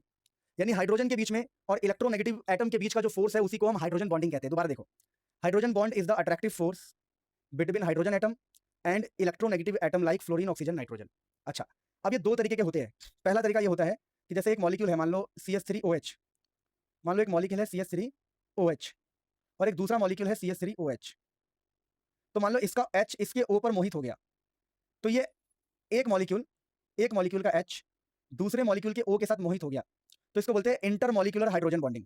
Intermolecular hydrogen bonding यानी हाइड्रोजन का अट्रैक्शन है दूसरे मॉलिक्यूल के साथ, बिटवीन टू डिफरेंट मॉलिक्यूल, तो इसको बोलते हैं इंटरमॉलिक्यूलर हाइड्रोजन बॉन्डिंग। हम दोबारा ऑर्गेनिक में अच्छे से पढ़ेंगे, अभी बस मैं आइडिया दे रहा हूँ। दूसरा ये होता है, जैसे मान लो ये कंपाउंड है, ये कोई कंपाउंड है OHNO2। अब मान लो इसका हाइड्रोजन इसके ऑक्सीजन के साथ मोहित हो जाए फॉर एग्जांपल, तो इसमें क्या हो रहा है, एक ही मॉलिक्यूल के अंदर हो रहा है, मतलब खुद से खुद का काम करना, खुद से ही खुद की बॉन्डिंग करना। यहाँ पर क्या था कि इसका एक मॉलिक्यूल दूसरे के, जैसे इसका हाइड्रोजन दूसरे के ऑक्सीजन से मोहित हो रहा है, तो बिटवीन टू डिफरेंट मॉलिक्यूल। पर यहाँ पर क्या है, इंट्रामॉलिक्यूलर में क्या होता है, विद इन सेम मॉलिक्यूल के अंदर ये काम हो रहा है, with in the same molecule के अंदर ये काम हो रहा है। समझ रहे हो। अब मेरे प्यारे बच्चों रेजोनेंस की बात करें, दो तरह के होते हैं, इंटर मतलब अलग अलग और इंट्रा मतलब खुद के अंदर ही। अब दोस्तों रेजोनेंस ये ऑर्गेनिक का टॉपिक है, पर इस चैप्टर में इंट्रोडक्शन डाल रखा है। जैसे मान लो एक कोई बंदा ऐसे कहे कि जी इसका डायग्राम ऐसा है, और कोई कहे ना जी इसका डायग्राम ऐसा है। कैसा है देखना, दोनों में फर्क देखना। ऐसा है, क्या फर्क है अपने आप देखो, देखो फर्क देखना, फर्क। अभी इनके बीच में डबल बॉन्ड है, इन दो के बीच में, यहाँ देखो, यहाँ इसके बगल में एक बॉन्ड हमने बनाया है, यहाँ पर इसके सामने कोई बॉन्ड नहीं है। देखो इसके सामने कोई बॉन्ड नहीं है। मैं थोड़ा और साफ बनाता हूँ तो आप समझ जाओगे। ये जो रेजोनेंस वाला पार्ट है, दोबारा बोल रहा हूँ, ऑर्गेनिक केमिस्ट्री का पार्ट है, और मैं इसको क्वेश्चंस के थ्रू भी कराऊंगा। कब, जब इस चैप्टर का मैं क्वेश्चन का वीडियो लेके आऊंगा। जैसे इसमें क्या होता है, जैसे मान लो हमारे पास ये बेंजीन है, किसी ने कहा जी यहाँ यहाँ और यहाँ। अब सुनना ध्यान से, अगला बंदा कैसे बना रहा है। अगला बंदा कह रहा है ना जी यहाँ यहाँ और यहाँ, ओ सॉरी, हाँ ठीक है, नहीं नहीं अभी गड़बड़ है, गड़बड़ है, गड़बड़ है। तो यहाँ पर अगर आप देखोगे तो हमने इस कंपाउंड को कैसे बनाया है। देखो इस लाइन के बाद एक लाइन था यहाँ पे, इस लाइन के बाद कोई लाइन नहीं है, तो हम एक ही मॉलिक्यूल के अलग अलग स्ट्रक्चर बनाते हैं, उसी को हम रेजोनेंस कहते हैं। यानी when we can't define a molecular structure, when we can't define a molecular structure by one diagram, जब हम एक डायग्राम से डिफाइन नहीं कर पाते हैं, we need to draw more structure, तो हमें अधिक स्ट्रक्चर्स बनाने पड़ते हैं। जैसे देखो इसके बाद आपने यहाँ पे डबल बॉन्ड रखा हुआ है, पर इस केस में यहाँ नहीं रखा। देखो पोजीशन चेंज हो गई है, डबल बॉन्ड की पोजीशन रोटेट हो गई है, रोटेट। इसके बाद यहाँ पर है, पर यहाँ पर नहीं है, अगली बार हमने यहाँ बनाया है। तो जब हम मोर देन वन स्ट्रक्चर बनाते हैं उसको रेजोनेंस कहते हैं, और ये टॉपिक हम बहुत बेहतरीन तरीके से देखेंगे, लेकिन अभी नहीं, क्योंकि ये ऑर्गेनिक केमिस्ट्री का टॉपिक है। दोबारा बता रहा हूँ, ऑर्गेनिक में ही बढ़िया से सिखाया जाता है। फिर प्यारे बच्चों बॉन्ड इंथैल्पी। अब मान लो मुझे बॉन्ड तोड़ना है, मैंने कहा मान लो मेरे पास दो हाइड्रोजन है फॉर एग्जाम्पल, मुझे इसका बॉन्ड तोड़ना है, तो ये बॉन्ड तोड़ने में जो एनर्जी लगाई जाएगी, और ये बताऊं ये बॉन्ड एनर्जी का टॉपिक थर्मोडायनेमिक्स का है, तो थर्मोडायनेमिक्स में बढ़िया से पढ़ेंगे, यहाँ पर बस इंट्रोडक्शन है। Amount of energy required to break one mole of bond. अगर ये बॉन्ड है, इसको तोड़ने में जो एनर्जी लगानी पड़ेगी, बॉन्ड तोड़ने में जो एनर्जी लगानी पड़ेगी, बॉन्ड तोड़ने में जो एनर्जी लगानी पड़ेगी, उसी को बॉन्ड इंथैल्पी कहते हैं। अब प्यारे बच्चों अगला है बॉन्ड एंगल। अब बॉन्ड एंगल क्या होता है, देखिए मान लीजिए हमारे पास H2O है, तो इन दोनों के बीच में कितना एंगल है, इसी को हम बॉन्ड एंगल कहते हैं। मान लो ये 104 डिग्री है फॉर एग्जांपल के तौर पे, तो 104 डिग्री इसका बॉन्ड एंगल कहलाएगा। तो आप ये मत सोचना मुनील सर ने कुछ छुड़वाया है, अगर कुछ भी छुड़वाया है तो उसके पीछे लॉजिक है कि वो आने वाले चैप्टर्स में बेहतरीन तरीके से पढ़ाया जाता है, तो यहाँ टाइम खराब करने से कोई फायदा नहीं है। वैसे भी जब आप फाइनल पेपर एग्जाम में देने जाओगे तब आप रेजोनेंस, इलेक्ट्रोनेगेटिविटी, बॉन्ड इंथैल्पी, ये सबको बहुत बार पढ़ चुके होंगे, थर्मोडायनेमिक्स में, some basic concept of organic chemistry में, बहुत जगह मैंने बहुत मेहनत की है, वन गो में, वन शॉट में इसको खत्म किया है, खड़े खड़े पानी भी नहीं पिया, आप सबको पता होना चाहिए। तो लव यू ऑल। इसके क्वेश्चंस की वीडियो आएगी, ये वीडियो और इसके क्वेश्चंस की वीडियो देख लोगे, इनफ। Love you all. और बाकी बहुत सारा प्यार आपको। डायग्राम्स अगर बनाने हो तो यूट्यूब पर मैंने ऑलरेडी ट्रिक डाल रखा है मॉलिक्यूलर ऑर्बिटल डायग्राम्स के लिए। Love you.